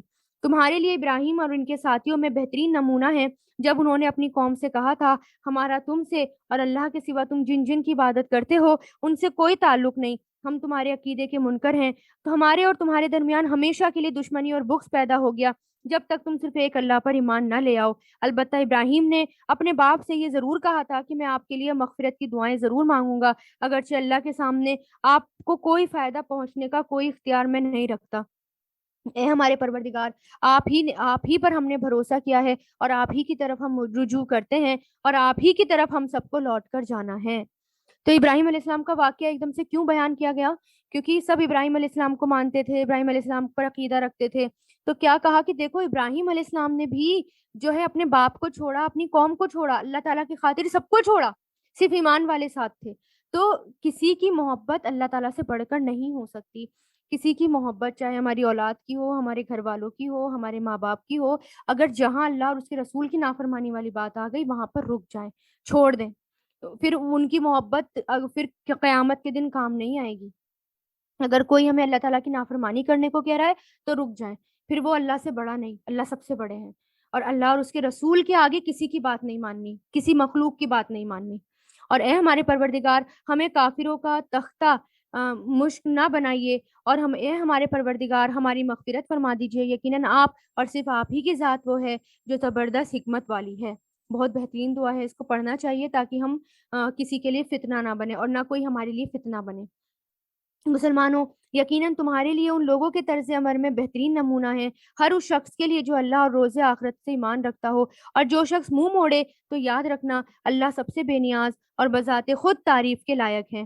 کچھ بعید نہیں کہ اللہ تمہارے اور جن لوگوں سے تمہاری دشمنی ہے ان کے درمیان دوستی پیدا کر دے، اور اللہ بڑی قدرت والا، بہت بخشنے والا، بہت مہربان ہے۔ یعنی اللہ تعالیٰ چاہیں تو ہمارے دشمن بھی ہمارے جو ہیں دوست بن جائیں، اس لیے اللہ تعالیٰ سے ہی دعائیں مانگیں، اللہ تعالیٰ پر ہی بھروسہ رکھیں، کسی کو اللہ کے اوپر ترجیح نہ دیں۔ اللہ تمہیں اس بات سے منع نہیں کرتا کہ جن لوگوں نے دین کے معاملے میں تم سے جنگ نہیں کی اور تمہیں تمہارے گھروں سے نہیں نکالا، ان کے ساتھ تم کوئی نیکی یا ناانصافی کا معاملہ کرو، یقیناً اللہ انصاف کرنے والوں کو پسند کرتا ہے۔ تو جو کوئی ہمارے خلاف کچھ سازشیں نہیں کر رہا، جنگ نہیں کر رہا اور ہمیں پریشان نہیں کر رہا، تو اس کے ساتھ جنگ کرنے کو منع کیا گیا کہ اس کو تمہیں نہیں کرنا کچھ بھی۔ اللہ تو تمہیں اس بات سے منع کرتا ہے جن لوگوں نے تمہارے ساتھ دین کے معاملے میں جنگ کی، یعنی صرف کس سے جنگ کرنی ہے؟ جنہوں نے تم سے جنگ کی اور تمہیں اپنے گھروں سے نکالا اور تمہیں نکالنے میں ایک دوسرے کی مدد کی، تم ان سے دوستی رکھو، اور جو لوگ ان سے دوستی رکھیں گے وہ ظالم ہوں گے۔ اے ایمان والو، جب تمہارے پاس مسلمان عورتیں ہجرت کر کے آئیں تو تم ان کو جانچ لیا کرو، یہاں پر کیا امتحان لے لیا کرو، جانچ لیا کرو، اور اللہ ہی ان کے ایمان کے بارے میں بہتر جانتا ہے۔ پھر جب وہ تمہیں معلوم ہو جائیں کہ وہ مومن عورتیں ہیں تو تم انہیں کافروں کے پاس واپس نہ بھیجو، یعنی بیعت لے لو، اور بیعت لینے کے بعد ان کو اپنے پاس رکھو۔ آپ صلی اللہ علیہ وسلم عورتوں سے بیعت لیتے تھے، لیکن ہاتھ پہ ہاتھ رکھ کر نہیں لیتے تھے، زبانی بیعت لیا کرتے تھے، اور وہ ان کافروں کے لیے حلال نہیں اور وہ کافر ان کے لیے حلال نہیں، اور ان کافروں نے جو کچھ ان عورتوں پر مہر کی صورت میں خرچ کیا ہے وہ انہیں ادا کر دو۔ یعنی اب جب کوئی عورت مسلمان ہو کر آ گئی ہے، اب اس کا نکاح اپنے آپ ٹوٹ گیا، اب وہ ان کے نکاح میں نہیں ہے، اور تم پر ان عورتوں سے نکاح کرنے میں کوئی گناہ نہیں جبکہ تم نے ان کے مہر انہیں ادا کر دیے ہوں۔ اب تم ان سے یعنی مسلمانوں سے کہا گیا ہے کہ اگر وہ عورتیں ہجرت کر کے آ رہی ہیں مسلمان ہو کر، تو مسلمان مرد ان سے اب نکاح کر سکتے ہیں، اور تم کافر عورتوں کی عصمتیں اپنے قبضے میں باقی نہ رکھو، اور جو کچھ تم نے ان کافر بیویوں پر مہر کی صورت میں خرچ کیا تھا وہ تم ان نئے شوہروں سے مانگ لو، اور انہوں نے جو کچھ اپنی مسلمان ہو جانے والی بیویوں پر خرچ کیا تھا وہ ان کے نئے مسلمان شوہروں سے مانگ لیں۔ یہ اللہ کا فیصلہ ہے، اور وہی تمہارے درمیان فیصلہ کرے گا، اور وہ بہت علم والا اور بڑی حکمت والا ہے۔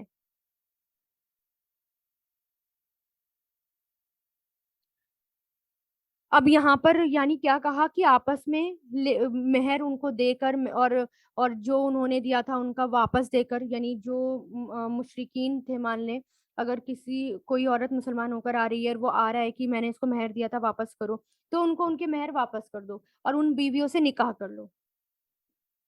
اور اگر تمہاری بیویوں میں سے کوئی کافر کے پاس جا کر تمہارے ہاتھ سے نکل جائے، پھر تمہاری نوعیت آئے تو جن لوگوں کی بیویاں جاتی رہی ہیں ان کو اتنی رقم ادا کر دو جتنی انہوں نے اپنے ان بیویوں پر خرچ کی تھی، اور اللہ سے ڈرتے رہو جس پر تم ایمان لائے ہو۔ اور اے نبی، جب تمہارے پاس مسلمان عورتیں اس بات پر بیعت کرنے کے لیے آئیں کہ وہ اللہ کے ساتھ کسی بھی چیز کو شریک نہیں مانیں گی، اور چوری نہیں کریں گی، زنا نہیں کریں گی، اور اپنی اولاد کو قتل نہیں کریں گی، نہ کوئی ایسا بہتان باندھیں گی جو انہوں نے اپنے ہاتھوں اور پاؤں کے درمیان سے گڑھ لیا ہو، اور نہ کسی بھلے کام میں نافرمانی کریں گی، تو تم ان سے بیعت کر لو اور ان کے حق میں اللہ سے مغفرت کی دعا کرو، یقیناً اللہ بہت بخشنے والا، بہت مہربان ہے۔ یعنی یہ اللہ تعالیٰ نے بتا دیا کہ بیعت کس بارے میں ہوگی، کیا کیا ان سے شرطیں قبول کروائی جائیں گی۔ تو اس طرح آپ صلی اللہ علیہ وسلم ان سے بیعت کرتے تھے۔ اے ایمان والو، ان لوگوں کو دوست نہ بناؤ جن پر اللہ نے غضب فرمایا ہے، وہ آخرت سے اسی طرح مایوس ہو گئے جیسے کافر لوگ قبروں میں مدفون لوگوں سے مایوس ہیں، یعنی جو قبر میں ہیں ان سے مایوس ہیں۔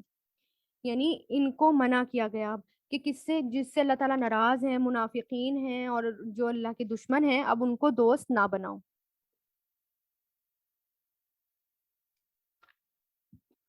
سورہ صف شروع اللہ کے نام سے جو سب پر مہربان، بہت مہربان ہے۔ آسمان اور زمین میں جو کچھ ہے اس نے اللہ کی تسبیح کی، وہی ہے جو زبردست حکمت کا مالک ہے۔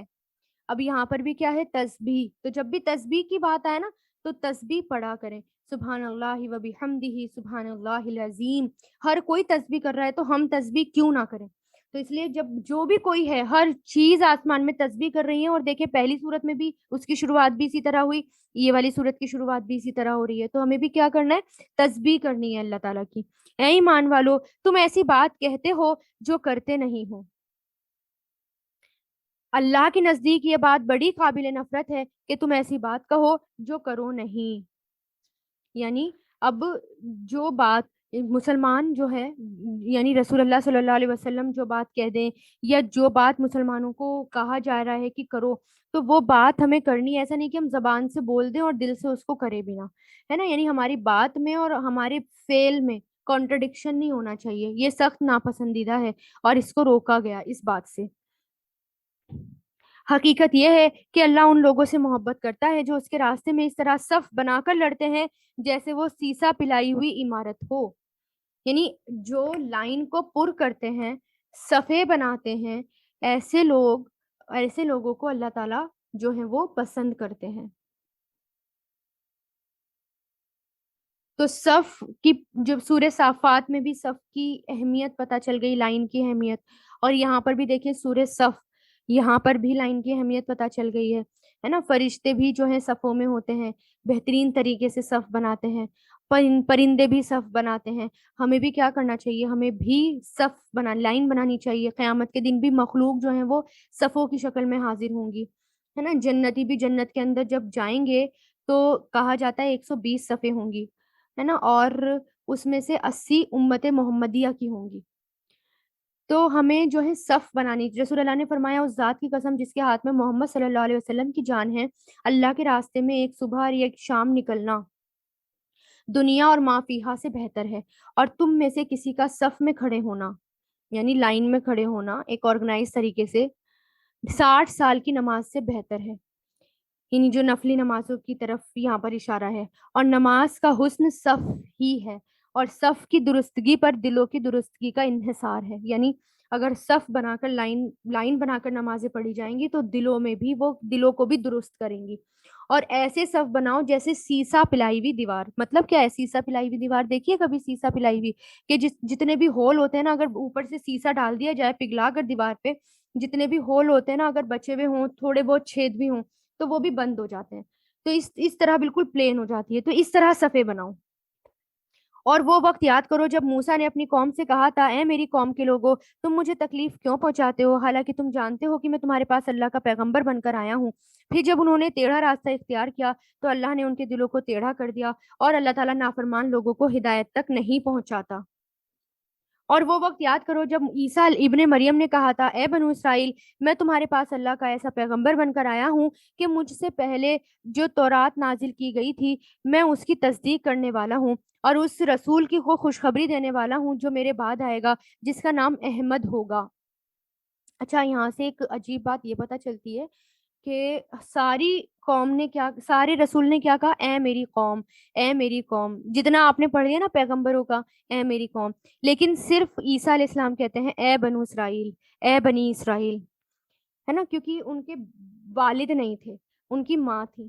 اور جو رشتہ داریاں ہوتی ہیں نا قوم کی طرف سے یا ویسے بھی جو وہ باپ کی طرف سے منسوخ ہوتی ہیں، ماں کی طرف سے نہیں ہوتی، ہے نا، جیسے قبیلے کے نام سے جو لوگ جانے جاتے ہیں، ہے نا، اور قوم کے نام سے جانے جاتے ہیں وہ باپ کی طرف سے جانے جاتے ہیں۔ تو اس لیے انہوں نے کیا کہا، اے بنو اسرائیل، اے میری قوم نہیں کہا۔ اور پھر انہوں نے کیا کہا کہ میں خوشخبری لے کر آیا ہوں اس کی تصدیق کرتا ہوں جس کا نام احمد ہوگا۔ تو انجیل میں آپ صلی اللہ علیہ وسلم کے بارے میں بہت ساری پیشن گوئی ہیں، اور خاص طور سے ان کی حضرت عیسیٰ کی زبانی دعوت بھی دلوائی گئی۔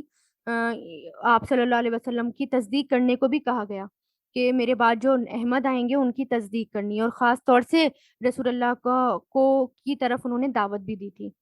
پھر جب وہ ان کے پاس کھلی کھلی نشانیاں لے کر آئے تو وہ کہنے لگے یہ تو کھلا ہوا جادو ہے، اور اس شخص سے بڑا ظالم کون ہوگا جو اللہ پر جھوٹ باندھے جبکہ اسے اسلام کی طرف بلایا جا رہا ہو، اور اللہ ایسے ظالم لوگوں کو ہدایت تک نہیں پہنچاتا۔ یہ لوگ چاہتے ہیں کہ اپنے منہ سے اللہ کے نور کو بجھا دیں، حالانکہ اللہ اپنے نور کی تکمیل کر کر رہے گا، یعنی اپنے نور کو پورا کرے گا، چاہے کافروں کو یہ بات کتنی ہی بری لگے۔ یعنی اسلام جو ہے وہ پھیلے گا ہی پھیلے گا، ہر گھر تک اسلام جو ہے وہ پہنچے گا، چاہے یہ بات کسی کو کتنی ہی بری لگے۔ رسول اللہ نے فرمایا یہ دین ہر اس جگہ تک پہنچ کر رہے گا جہاں تک رات اور دن کا سلسلہ جاری ہے، اور اللہ کوئی کچا پکا گھر ایسا نہیں چھوڑے گا جہاں اس دین کا داخلہ نہ ہوا ہو۔ وہی تو ہے جس نے اپنے رسول کو ہدایت اور سچائی کا دین دے کر بھیجا تاکہ وہ اسے تمام دوسرے دینوں پر غالب کر دے، چاہے مشرک لوگوں کو یہ بات کتنی ہی بری لگے۔ یعنی یہ ہر جگہ یہ دین پہنچ جائے گا۔ اے ایمان والو، کیا میں تمہیں ایک ایسی تجارت کا بتا دوں جو تمہیں دردناک عذاب سے نجات دلا دے؟ یعنی رسول اللہ کے ذریعے بلوایا جا رہا ہے کہ میں تمہیں ایک بہت بہترین تجارت بتاؤں، بزنس، وہ یہ کہ تم اللہ اور اس کے رسول پر ایمان لاؤ اور اپنے مال اور دولت اور اپنی جانوں کو اس کے راستے میں جہاد کرو، یہ تمہارے لیے بہترین بات ہے اگر تم سمجھو۔ اس کے نیچے اس کے نتیجے میں اللہ تمہارے خاطر تمہارے گناہوں کو بخش دے گا، تمہیں ان باغوں میں داخل کرے گا جن کے نیچے نہریں بہتی ہوں گی، وہ ایسے عمدہ گھروں میں بسائے گا کہ ہمیشہ ہمیشہ رہنے والی جنتوں میں واقع ہوں گے۔ یہی زبردست کامیابی ہے، اور ایک اور چیز تمہیں دے گا جو تمہیں پسند ہے، اور وہ یہ کہ اللہ کی طرف سے مدد اور ایک ایسی فتح جو عنقریب حاصل ہوگی۔ اور اے پیغمبر، ایمان والوں کو اس بات کی خوشخبری سنا دو، اے ایمان والو، تم اللہ کے دین کے مددگار بن جاؤ، اسی طرح جیسے عیسیٰ علیہ السلام نے حواریوں سے کہا تھا وہ کون ہے جو اللہ کے واسطے میرا مددگار بنے؟ حواریوں نے کہا ہم اللہ کے دین کے مددگار ہیں۔ پھر بنی اسرائیل کا ایک گروہ ایمان لے آیا اور ایک گروہ نے کفر کیا، چنانچہ جو لوگ ایمان لائے تھے ہم نے ان کے دشمنوں کے خلاف ان کی مدد کی، نتیجہ یہ ہوا کہ وہ غالب آ گئے، ہے نا۔ تو عیسیٰ علیہ السلام نے کیا کہا تھا، من انصاری اللہ، اب یہ پہلے بھی گزر چکا سورہ آل عمران میں۔ تو انصاریوں نے کہا تھا کہ ہم اللہ تعالیٰ کے مددگار ہیں، نحن انصار اللہ، اور ہم اس پر ایمان لائے ہیں، اور اللہ تعالیٰ آپ گواہ رہیے گا۔ تو ہم ایسے ہی ہمیں کرنا ہے کہ جب رسول اللہ مدد کے لیے پکاریں، یعنی رسول اللہ کی مدد، اللہ کے دین کی مدد کرنی ہے۔ اور وہ اب کیسے ہوگی اللہ تعالیٰ کے دین کی مدد؟ کہ ہم اس قرآن کو بھی عام کریں، اللہ تعالیٰ رسول اللہ کے نافرمان نہ بنے، اور جو حکم وہ دے کر گئے ہیں ان کو پورا کرنا، ان کے مشن کو آگے تک پہنچانا، یہی رسول اللہ کی مدد ہے۔ اور یہ قرآن ہی ان کا مشن تھا، تو اس کو آگے تک پہنچانا، عام کرنا، ہر کسی میں عام کرنا۔ سورہ جمعہ جمع سے ہے، جیم میم عین، جمع ہونے کو کہتے ہیں۔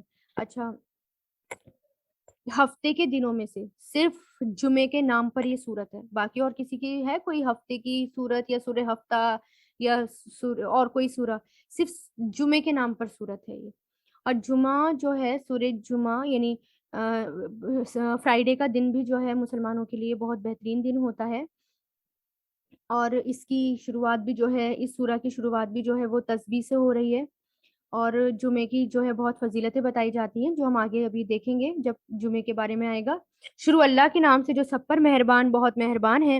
آسمان اور زمین میں جو کچھ ہے وہ اللہ کی تسبیح کرتی ہے، جو بادشاہ ہے، بڑے تقدس کا مالک ہے، جو زبردست حکمت والا ہے۔ یہاں بھی دیکھیں تسبیح سے شروعات ہو رہی ہے، تو بولیں سبحان اللہ و بحمدہ سبحان اللہ العظیم، کیونکہ اللہ تعالیٰ ہی بادشاہ ہے نا، تو اس کی تسبیح کیوں نہ کی جائے۔ وہی ہے جس نے امی لوگوں میں انہی میں سے ایک رسول کو بھیجا جو ان کے سامنے اس کی آیتوں کی تلاوت کرے اور ان کو پاکیزہ بنائے اور انہیں کتاب اور حکمت کی تعلیم دے، جبکہ وہ اس سے پہلے کھلی گمراہی میں پڑے ہوئے تھے۔ یعنی مکہ کے لوگ بہت سارے جو ہیں وہ ان پڑھ تھے، امی تھے، رسول اللہ نے انہی میں سے ایک امی کو رسول بنا کر بھیجا اللہ تعالیٰ نے۔ تو یہ اللہ تعالیٰ کا احسان ہے ہم پر کہ اللہ تعالیٰ نے ایسے رسول بھیجے جو ہمیں اتنی تعلیم دے رہے ہیں اور حکمت بھی ہمیں سکھا رہے ہیں، اور اللہ تعالیٰ نے انہیں ٹیچ کیا اور وہ ہمیں پڑھا رہے ہیں۔ تو صرف یعنی ایک قرآن کی تعلیم ملنے سے اور اس کی حکمت، اس کے بارے میں حکمت آنے سے کیا ہوتا ہے، انسان قرآن پہ غور و فکر کرنے سے پڑھا لکھا ہو جاتا ہے، اس کے اندر حکمت آ جاتی ہے اور اس کا تزکیہ شروع ہو جاتا ہے، یعنی اپنے نفس کی صفائی کرنی شروع کر دیتے ہیں۔ تو اگر قرآن چھوڑ دیتے ہیں تو پھر یہ سب نہیں ہوتا۔ اور یہ رسول جن کی طرف بھیجے گئے ہیں ان میں سے کچھ اور بھی ہیں، وہ ابھی ان کے ساتھ آ کر نہیں ملے، اور اللہ زبردست حکمت والا ہے۔ یہ اللہ کا فضل ہے، جسے اللہ چاہتا تو دیتا ہے، اور اللہ بڑے فضل والا ہے۔ جن لوگوں پر تورات کا بوجھ ڈالا گیا پھر انہوں نے اس کا بوجھ نہیں اٹھایا، ان کی مثال اس گدھے کی سی ہے جو بہت سی کتابیں تو لادے ہوئے ہے۔ بہت بری مثال ہے ان کی جنہوں نے اللہ کی آیتوں کو جھٹلایا، اور ایسے ظالموں کو ہدایت تک نہیں پہنچاتا۔ کون؟ اللہ تعالیٰ۔ یعنی یہود ان کو بنی اسرائیل کو تورات دی گئی، انجیل دی گئی، اللہ تعالیٰ کی طرف سے کتابیں دی گئیں، لیکن انہوں نے کیا کیا، انہوں نے صرف ان کے اوپر جو بوجھ ڈالا گیا وہ کیسے، ان کی مثال اللہ تعالیٰ نے کیسے دی؟ گدھوں کی۔ یعنی گدھے جو ہیں ان کو اگر ہم کتابیں لاد دیں ان کے اوپر، اور وہ کیا وہ پڑھے لکھے ہو جاتے ہیں؟ اس سے نہیں ہو جاتے۔ یہی حال بنی اسرائیل کا ہوا، انہوں نے کتاب کو پڑھا نہیں، سمجھا نہیں، اس پر عمل نہیں کرا، اور وہ ان کی مثال گدھے جیسی اللہ تعالیٰ بتا رہے ہیں۔ ٹھیک ہے، تو قرآن پڑھنے والے سمجھدار ہوتے ہیں، اور اگر قرآن نہ پڑھیں تو ان کی مثال کیسی بتائی گئی ہے یہاں پر؟ تو اس لیے اس کو سمجھنا، اس پر غور و فکر کرنا اور بہت ضروری ہے۔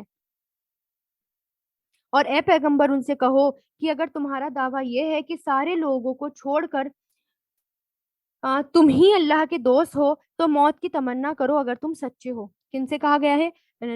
یہودیوں سے، یا ان سے جن کے پاس جو اہل کتاب مانے جاتے ہیں، ان سے کہا گیا کہ اگر تم اللہ کے چہیتے ہو تو موت کی تمنا کرو۔ اور یہ بات ان کو پہلے بھی کہی گئی، یہ چیلنج ان کو پہلے بھی دیا گیا کہ اگر تم اللہ کے چہیتے ہو تو موت کی تمنا کرو، اور موت کی تمنا وہ کبھی بھی نہیں کریں گے۔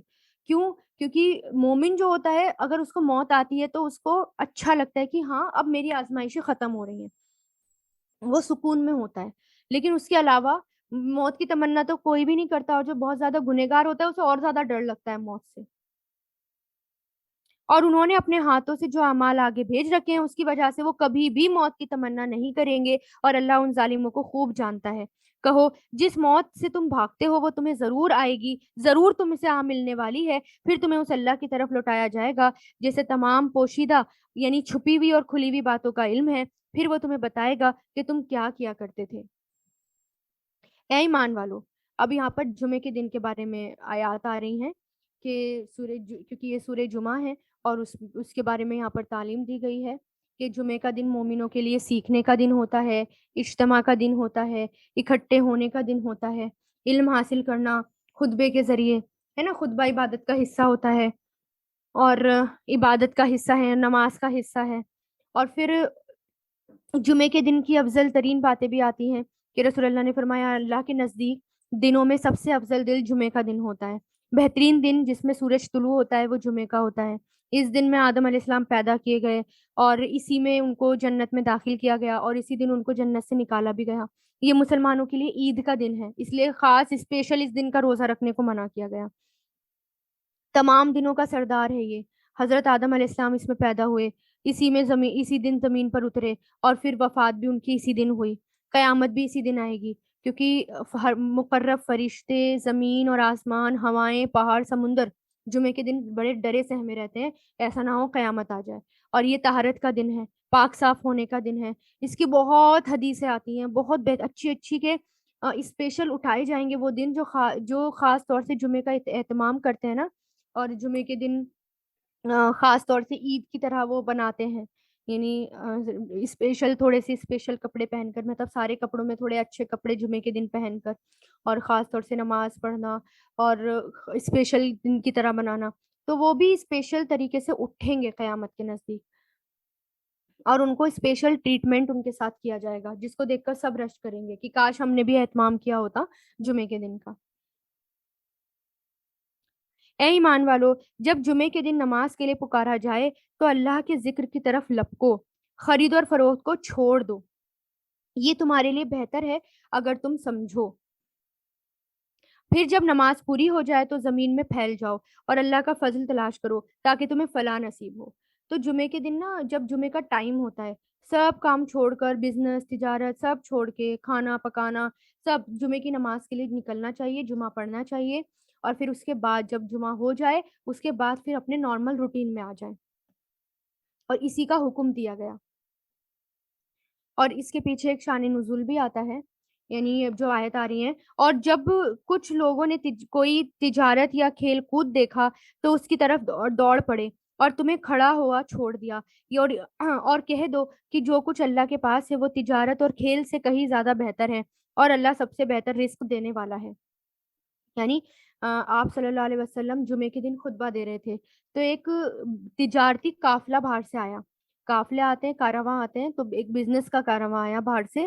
اور لوگوں نے کیا کیا، صحابہ کی اس کی طرف لپک پڑے، یعنی بہت سارے لوگ، بہت سارے صحابہ. مسجد میں آپ کے ساتھ صرف 12 آدمی رہ گئے.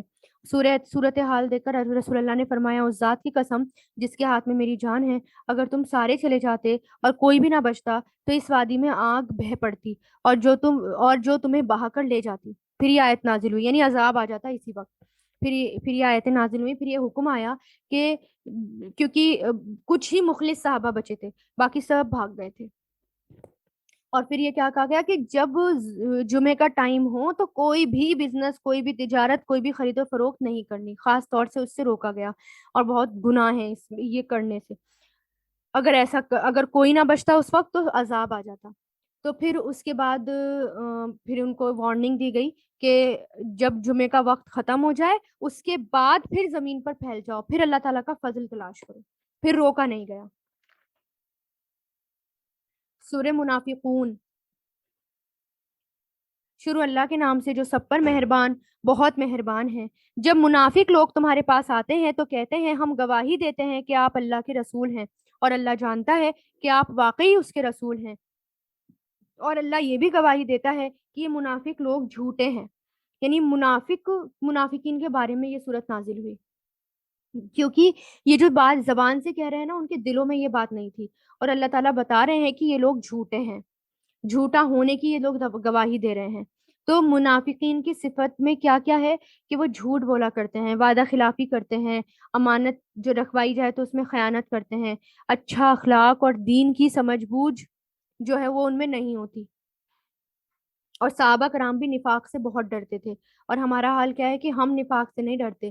تو ہمیں بھی ڈرنا چاہیے کہ کہیں میں منافق تو نہیں ہو رہی. اپنا ہر وقت اپنے آپ کو ٹیسٹ کرتے رہنا چاہیے، اپنا اپنے خود کو ہم سے سوال جواب بھی کرنے چاہیے دل ہی دل میں کہ میں تو نہیں ہو رہی کہیں منافق، میں تو ایسا نہیں کرتی.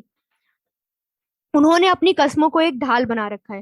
منافق قسم کھاتے ہیں جھوٹی قسمیں، پھر یہ لوگ دوسروں کو اللہ کے راستے سے روکتے ہیں. حقیقت یہ ہے کہ بہت ہی برے ہیں وہ جو یہ کام یہ لوگ کرتے ہیں. یہ ساری باتیں اس وجہ سے ہیں کہ یہ شروع میں بظاہر ایمان لے آئے، پھر انہوں نے کفر اپنا لیا، اس لیے ان کے دلوں پر مہر لگا دی گئی. نتیجہ یہ ہوا کہ یہ لوگ حق سمجھتے ہی نہیں. اور جب تم ان کو دیکھتے ہو تو ان کے ڈھیل ڈھول تمہیں بہت اچھے لگتے ہیں، اور اگر وہ بات کریں تو تم ان کی باتیں سنتے رہ جاؤ. ان کی مثال ایسی ہے جیسے کہ لکڑیاں ہیں جو کسی سہارے سے لگی رکھی ہیں. یہ ہر چیخ پکار کو اپنے خلاف سمجھتے ہیں. یہی ہے جو تمہارے دشمن ہیں، اس لیے ان سے ہوشیار رہو، اللہ کی مار ہو ان پر. یہ کہاں اوندھے چلے جا رہے ہیں.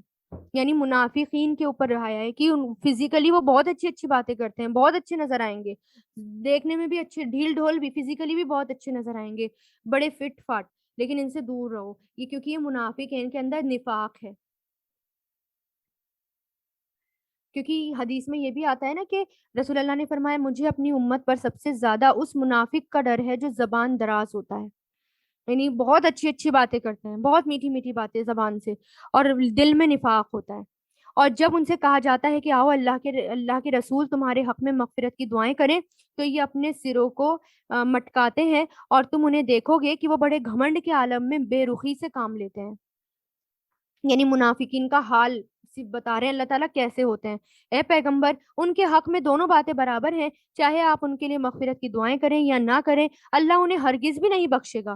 یعنی منافقین کے بارے میں آ گیا کہ اللہ تعالیٰ انہیں بخشنے والا نہیں.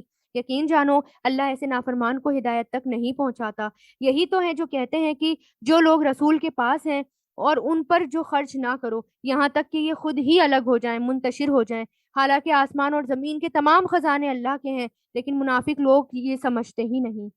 یعنی کبھی کبھار کیا کرتے تھے، جیسے کہ عبداللہ بن ابی تھا، اپنے ساتھیوں سے کہا کرتا تھا کہ مسلمانوں پر اپنا مال خرچ کرنا بند کر دو، اور جب ہم ان کو مدد کرنا چھوڑ دیں گے، ان پر مال خرچ کرنا بند کر دیں گے، تو یہ یہاں سے چلے جائیں گے مسلمان مدینہ چھوڑ کے. تو اللہ تعالیٰ یہی کہہ رہے ہیں کہ سارے خزانے تو اللہ تعالیٰ کے ہیں، ان کو پتہ ہی نہیں. وہ کہتے ہیں اگر ہم مدینہ کو وہ کہتے ہیں کہ اگر ہم مدینہ کو لوٹ کر جائیں گے تو عزت والا ہے. اور یعنی عبداللہ بن ابی کی بات ہو رہی ہے، جنگ میں سے واپس آ رہے تھے مدینہ کی طرف، تو کیا کہہ رہے تھے کہ اگر ہم مدینہ لوٹ کر جائیں گے تو جو عزت والا ہے وہ وہاں سے ذلت والے کو باہر نکالے گا. حالانکہ عزت تو اللہ کو ہی حاصل ہے اور اس کے رسول کو اور ایمان والوں کو، لیکن منافق لوگ سمجھتے ہی نہیں. عبداللہ بن ابی نے یہ بات بولی تھی، جو سب سے بڑا تھا منافقوں کا سردار، کہ ابھی تو ہم جنگ میں ہیں لیکن جب ہم گھر واپس جائیں گے نا تو مدینہ پہنچ کر عزت والا ذلت والے کو باہر نکالے گا. اس طرح کی اس نے بات کی تھی. اللہ تعالیٰ کیا کہہ رہے ہیں کہ عزت تو ساری اللہ کے پاس تھی. تو ہوا کیا تھا کہ اس کے بیٹے ہی نہیں، ان کو جو ہے یعنی ان کا جو بیٹا تھا وہ مسلمان ہو چکے تھے، تو اس کو عبداللہ بن ابی کو ہی وہ اپنے یہاں آنے نہیں دے رہا تھا. تو اس سے کیا پتا چلا کہ ذلت والا کون تھا؟ وہی تھا جو کہ اللہ کے رسول کو نیچا دکھانے کی کوشش کر رہا تھا.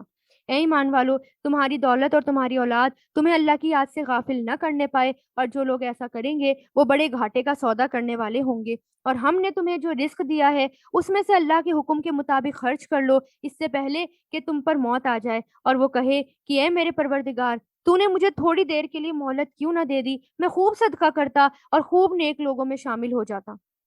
یعنی جب موت آتی ہے تو انسان کیا کہے گا؟ کاش تھوڑی سی زندگی اور مل جائے. اللہ تعالیٰ کہہ رہے ہیں اس سے پہلے وہ دن آئے، اللہ کے راستے میں خرچ کرنا شروع کر دو، اور جب کسی شخص کا مقرر وقت آ جائے گا تو اللہ اسے ہرگز مہلت نہیں دے گا، اور جو کچھ تم کرتے ہو اللہ اس سے پوری طرح باخبر ہے. تو یہاں پر صدقہ دینے کی بات ہو رہی ہے کہ میں صدقے والوں میں شمار ہو جاتا. تو صدقہ کیا کرتا ہے؟ ہمارے گناہوں کو دھو دیتا ہے، ہمارے گناہوں کو جھاڑنا شروع کر دیتا ہے. تو اس لیے یہاں پر ہمیں خوب صدقہ کرنا چاہیے، خوب اللہ کے راستے میں خرچ کرنا چاہیے. شروع اللہ کے نام سے، سب پر مہربان بہت مہربان ہے. سورہ تغابون مدنی سورت ہے. تغابون کہتے ہیں ہار اور جیت کو. شروع اللہ کے نام سے جو سب پر مہربان بہت مہربان ہے. آسمان اور زمین میں جو کچھ ہے وہ اللہ کی تسبیح کرتی ہے، اور بادشاہی اسی کی ہے، تعریف اسی کی ہے، اور وہ ہر چیز پر پوری قدرت رکھتا ہے. سبحان اللہ و بحمدہ سبحان اللہ العظیم. کیونکہ ہر کوئی تسبیح کر رہی ہے. وہی ہے جس نے تمہیں پیدا کیا، پھر تم میں سے کوئی کافر ہے اور کوئی مومن، اور جو کچھ تم کرتے ہو اللہ اسے خوب دیکھتا ہے. اس نے آسمان اور زمین کو برحق پیدا کیا اور تمہاری صورتیں بنائی، اور تمہاری بہت اچھی صورتیں بنائی، اور اسی کی طرف آخرکار سب کو پلٹ کر جانا ہے. یعنی ہماری جو شکل صورت ہے، ہمارا یہ سب چیزیں اللہ تعالیٰ نے ہمیں بہت خوبصورت بنایا ہے. اس لیے ہمیں کسی کو برا بھلا نہیں کہنا، کسی کا مذاق نہیں بنانا کہ تیری ناک ایسی ہے، تمہارے ہونٹ ایسے ہیں، تم دیکھنے میں ایسے ہو. سب کو اللہ تعالیٰ نے بنایا ہے اور بہت خوبصورت بنایا ہے. اس لیے شیشے کے سامنے کھڑے ہو کر دعا بھی پڑھا کریں شیشے کی، اور پھر کہا کریں اللہ تعالیٰ آپ نے مجھے بہت خوبصورت بنایا ہے. آسمان اور زمین میں جو کچھ ہے وہ اسے جانتا ہے، اور جو کچھ تم چھپ کر کرتے ہو اور جو کچھ تم کھلم کھلا کرتے ہو اس کا بھی اس سے پورا علم ہے. اور اللہ دلوں کی بات تک کو خوب جانتا ہے. کیا تمہارے پاس ان لوگوں کے واقعات نہیں پہنچے جنہوں نے پہلے سے کفر کیا تھا، پھر اپنے کاموں کا وبال چکھا، اور آئندہ ان کے حصے میں ایک دردناک عذاب ہے. یعنی پہلے بہت سے لوگ آئے جنہوں نے اللہ تعالیٰ کی نافرمانی کی، پھر کیا ہوا؟ ان کو جو ہے عذاب میں پکڑ لیا گیا. یہ سب کچھ اس لیے ہوا کہ ان کے پاس ان کے پیغمبر روشن دلیل لے کر آئے تھے، اور وہ کہتے تھے کیا ہم جیسے انسان ہیں جو ہمیں ہدایت دیں گے؟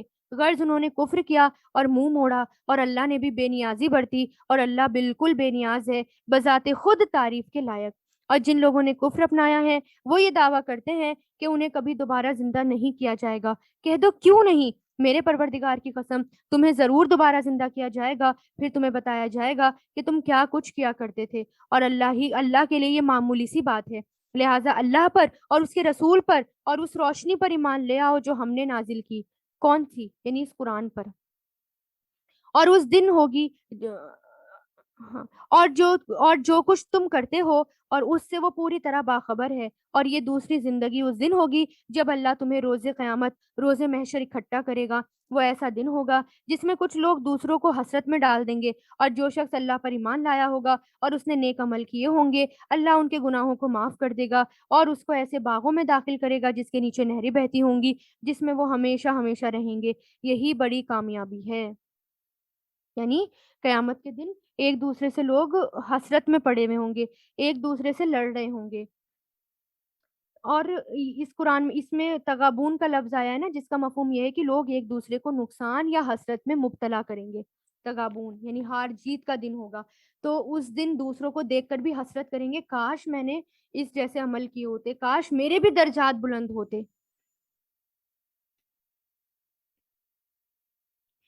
آپ صلی اللہ علیہ وسلم نے فرمایا کوئی شخص پیدا ہونے سے لے کر بوڑھا ہونے تک، مرنے تک اللہ کی اطاعت میں رہتا ہے، تو اس دن یعنی اللہ کی اطاعت میں اپنے آپ کو لگا دیتا ہے، تو بھی وہ اس دن یعنی قیامت کے دن اس کا ایک الگ نور ہوگا۔ اور جب یہ بھی حدیث کا مفہوم یہ بھی آتا ہے کہ شاید آج ہی میں نے یہ حدیث پڑھی تھی کہ بڑھاپے تک بھی اگر کوئی اللہ کے کام میں لگا رہتا ہے نا، تو بڑھاپے میں بھی اللہ تعالیٰ اس کو ایک خاص نور عطا کرتے ہیں۔ تو اور قیامت کے دن بھی حسرت میں ہوں گے ایسے لوگوں کو دیکھ کر باقی کے لوگ۔ اس لیے ہمیں بھی کیا کرنا ہے؟ اللہ کی اطاعت کے کاموں میں، اللہ کی فرما برداری کے کاموں میں آگے بڑھنا ہے تیزی سے۔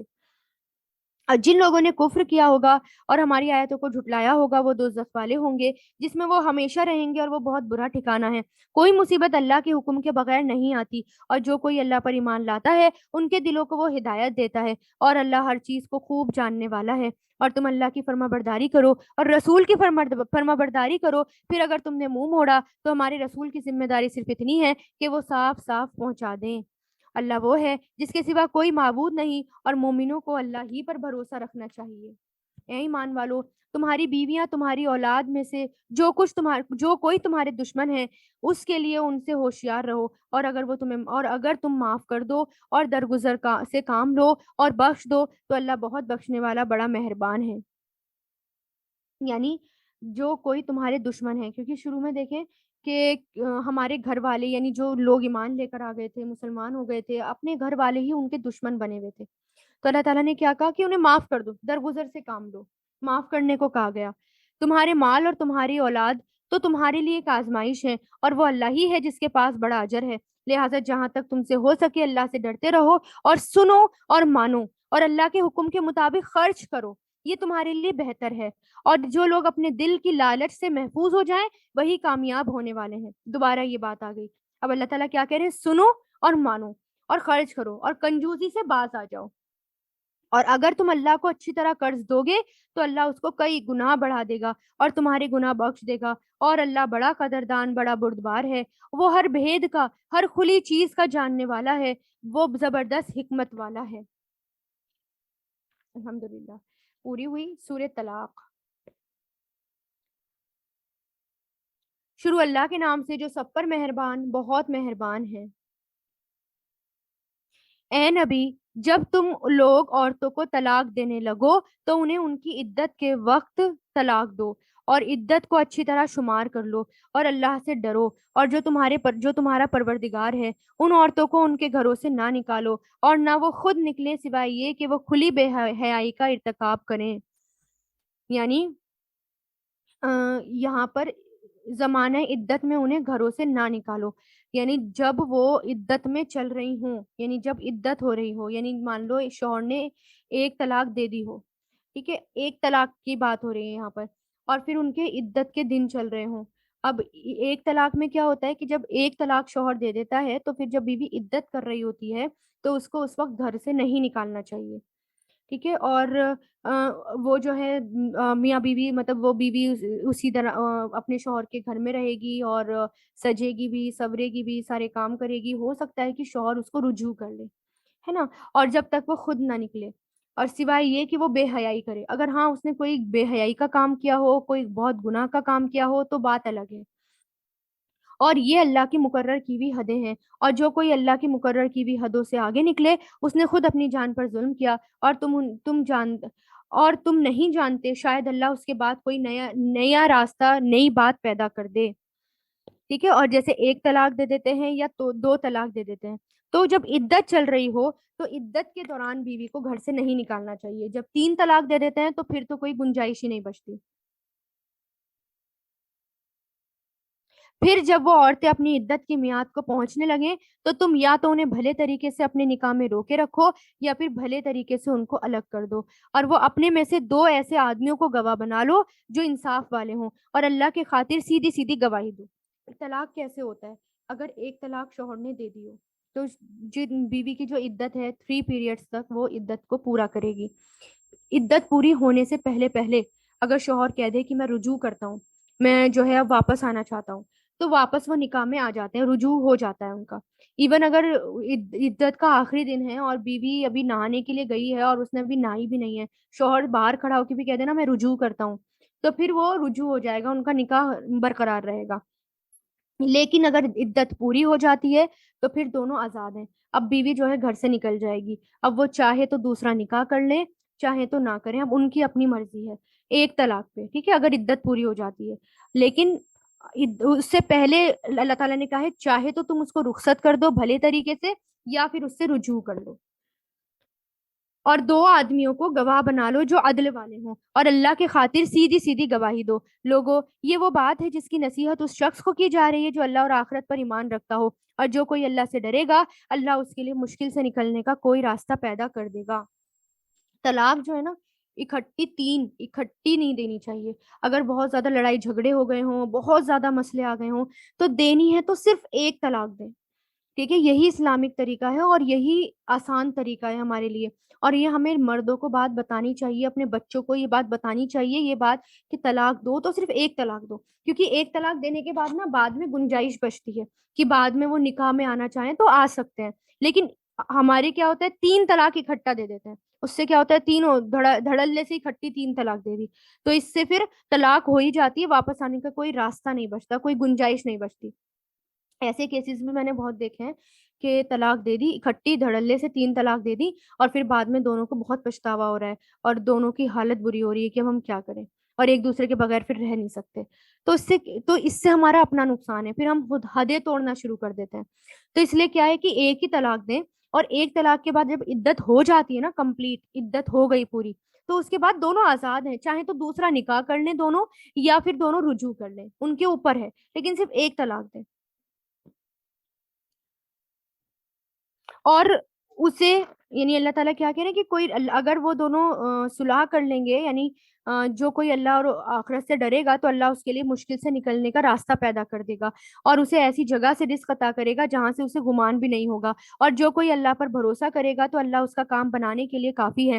یقین رکھو اللہ اپنا کام پورا کر کے رہتا ہے. البتہ اللہ نے ہر چیز کا ایک اندازہ مقرر کر رکھا ہے. اور تمہاری عورتوں میں سے جو ماہواری آنے سے مایوس ہو چکی ہوں، یعنی پیریڈس آنے سے مایوس ہو چکی ہوں، اور اگر تمہیں ان کی عدت کے بارے میں شک ہو تو یاد رکھو کہ ان کی عدت 3 مہینے ہے. اور ان عورتوں کی عدت بھی یہی ہے جنہیں ابھی ماہواری آئی ہی نہیں ہے. اور جو عورتیں حاملہ ہوں ان کی عدت میعاد یہ ہے کہ وہ اپنے پیٹ کا بچہ جن لیں. اور جو اللہ سے ڈریں گے اللہ اس کے کام میں آسانی پیدا کر دیں گے. ایک تو یہاں پر عدت بتائی جا رہی ہے. اگر ایسی عورتیں ہیں جن کا مینوپوز شروع ہو گیا ہو، یعنی پیریڈس نہیں آتے ہوں اب، تو اب کیا کرنا ہے کہ ان کی طلاق کی عدت کیا ہے 3 مہینے ہے. یا کوئی چھوٹی بچی ہے، مان لو شادی ہو جاتی ہے نا جلدی چھوٹی عمر میں اور طلاق ہو گئی ہو، تو اس کی عدت بھی 3 مہینے ہے۔ اور اگر کوئی پریگننٹ لیڈی ہے، اس کی عدت کیا ہے؟ جب تک کہ بچہ پیدا نہ ہو جائے، چاہے وہ بچہ اگلے دن پیدا ہو جائے تو بھی عدت ختم، چاہے اسی دن بچہ پیدا ہو جائے رات کو تو بھی عدت ختم، اور چاہے بچہ 9 مہینے تک ابھی ابھی شروعاتی ہوئی ہے، 8 مہینے ہے، 9 مہینے ہے، تب تک عدت چلے گی۔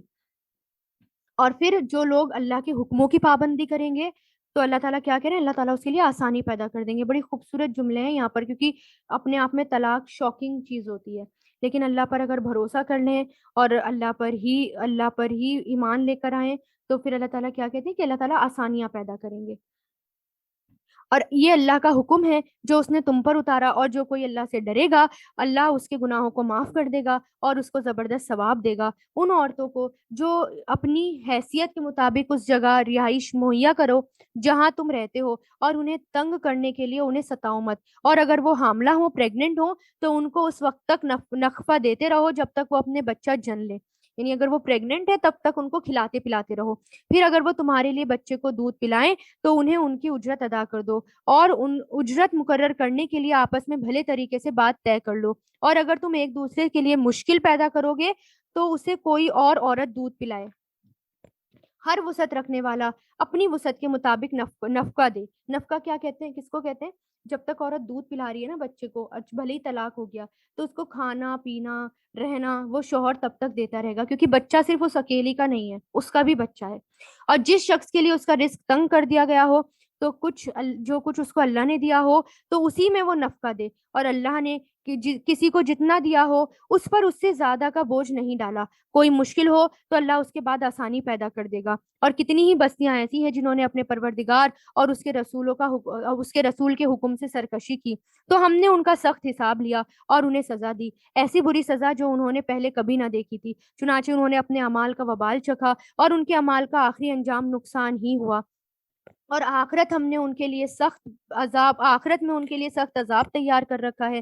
لہٰذا اے عقل والو جو ایمان لے آئے ہو، اللہ سے ڈرتے رہو۔ اس نے تمہارے پاس ایک سراپا نصیحت بھیجی ہے، یعنی وہ رسول جو تمہارے سامنے روشنی دینے والی اور آنکھیں جو تمہارے سامنے روشنی دینے والی اللہ کی آیتیں پڑھ کر سناتے ہیں، تاکہ جو لوگ ایمان لائے ہیں، جنہوں نے نیک عمل کیے ہیں، ان کو اندھیروں سے نکال کر روشنی میں لے آئیں، اور جو شخص اللہ پر ایمان لے آئے گا اور نیک عمل کرے گا، اللہ اس کو ایسے باغات میں داخل کرے گا جن کے نیچے نہریں بہتی ہوں گی، جہاں جنتی لوگ ہمیشہ ہمیشہ رہیں گے۔ اللہ نے ایسے شخص کے لیے بہترین رزق طے کر رکھا ہے۔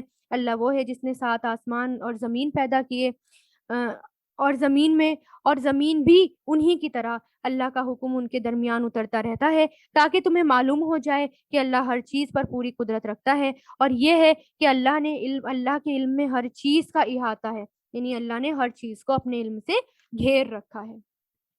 سبحان اللہ۔ سورہ تحریم، تحریم کہتے ہیں حرام کرنے کو۔ یہاں پر ایک شہد کا واقعہ ہے کہ ایک خاص واقعے کی طرف اشارہ ہے جس میں کچھ ازواج مطہرات کی شکایت پر رسول اللہ نے اپنے اوپر شہد کو حرام کر لیا تھا، تو اللہ تعالیٰ نے کہا کہ اپنی قسم کا کفارہ دو اور اپنے اوپر شہد کو حرام مت کرو، یعنی کسی بیوی نے، یعنی جب رسول اللہ یعنی حضرت زینب کے گھر جب تشریف لے گئے تو انہوں نے آپ کو شہد پیش کیا، تو اس کے بعد آپ حضرت عائشہ اور حضرت حفصہ کے پاس گئے تو دونوں نے پوچھا کیا آپ نے مغافیر پیا ہے؟ مغافیر ایک گھاس ہوتی ہے جس میں سے ہلکی سی بو آتی ہے، تو آپ نے کہا نہیں، تو انہوں نے کہا آپ کے منہ سے ایسی اسمیل آ رہی ہے، تو رسول اللہ کو کوئی اسمیل ایسا گوارا نہیں تھا کہ رسول اللہ کے منہ سے کوئی اسمیل آئے، رسول اللہ بہت پاکیزہ، بہت پاک صاف بھی رہتے تھے، اور رسول اللہ کے پاس سے کوئی اسمیل بھی نہیں آتی تھی، تو رسول اللہ نے کہا کہ اب میں نے اپنے اوپر شہد کو حرام کر دیا، اب میں شہد نہیں لوں گا، قسم کھا لی رسول اللہ نے۔ تو یہ بات جو ہے جب رسول اللہ نے قسم کھا لی تو اللہ تعالیٰ نے کہا کہ قسم کا کفارہ دو، تو پھر رسول اللہ نے جو ہے اس قسم کو توڑا، اس کا کفارہ دیا، کیونکہ اگر رسول اللہ شہد نہ لیتے تو پھر یہ سنت بن جاتی، اور شہد کتنی شفا کی چیز ہے نا، تو یہ رسول کے لیے جو ہے منع کر دیا گیا۔ تو اے نبی، جو چیز اللہ نے تمہارے لیے حلال کی ہے تم اپنی بیویوں کی خوشنودی حاصل کرنے کے لیے اسے اپنے اوپر کیوں حرام کرتے ہو؟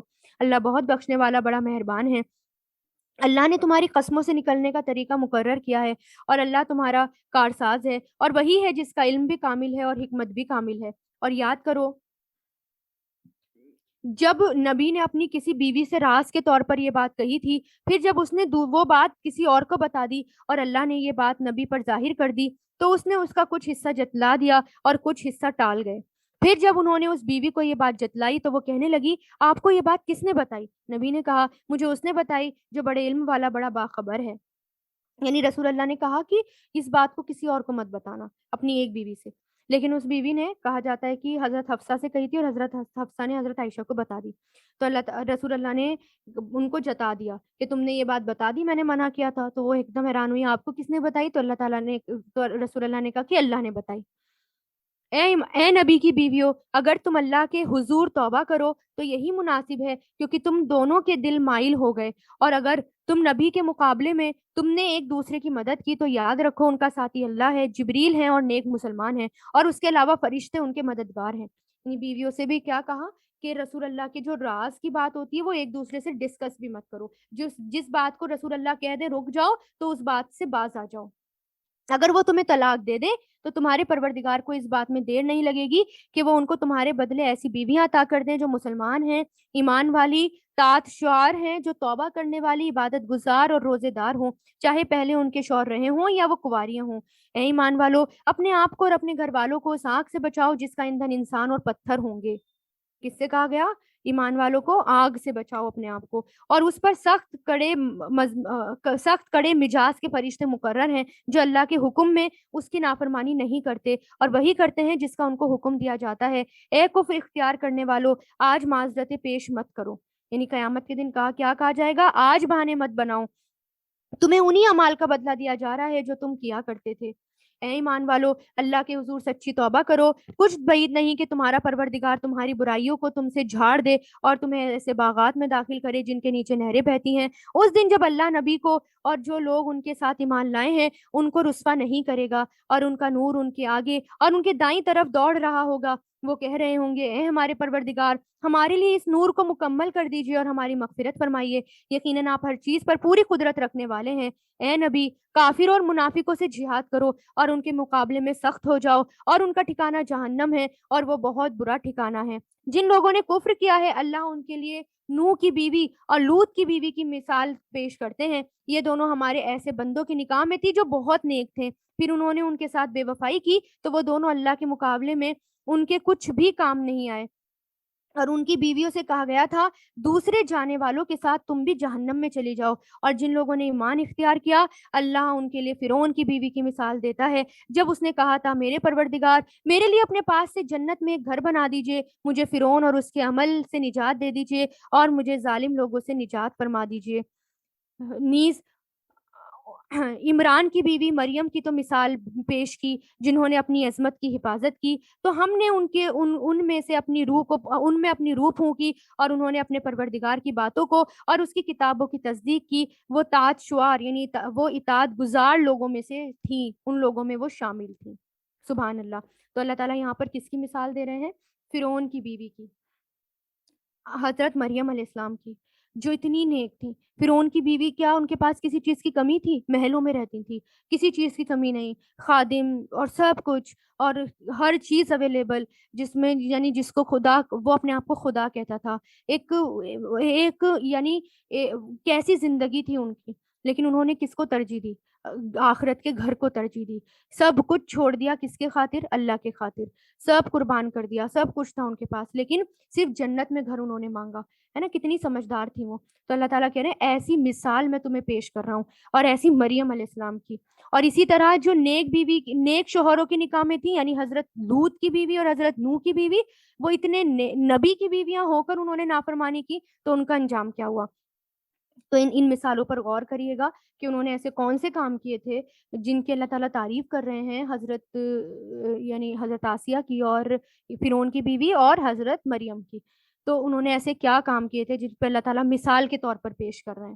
تو اللہ تعالیٰ ہمیں بھی ایسے لوگوں میں شامل کریں جن سے اللہ تعالیٰ خوش ہیں اور راضی ہیں۔ وآخر الدعوانا ان الحمد للہ رب العالمین، سبحانک اللہم وبحمدک، نشہد ان لا الہ الا انت، نستغفرک ونتوب الیک، سبحان ربک رب العزت عما یصفون والسلام علی المرسلین والحمد للہ رب العالمین، برحمتک یا ارحم الراحمین۔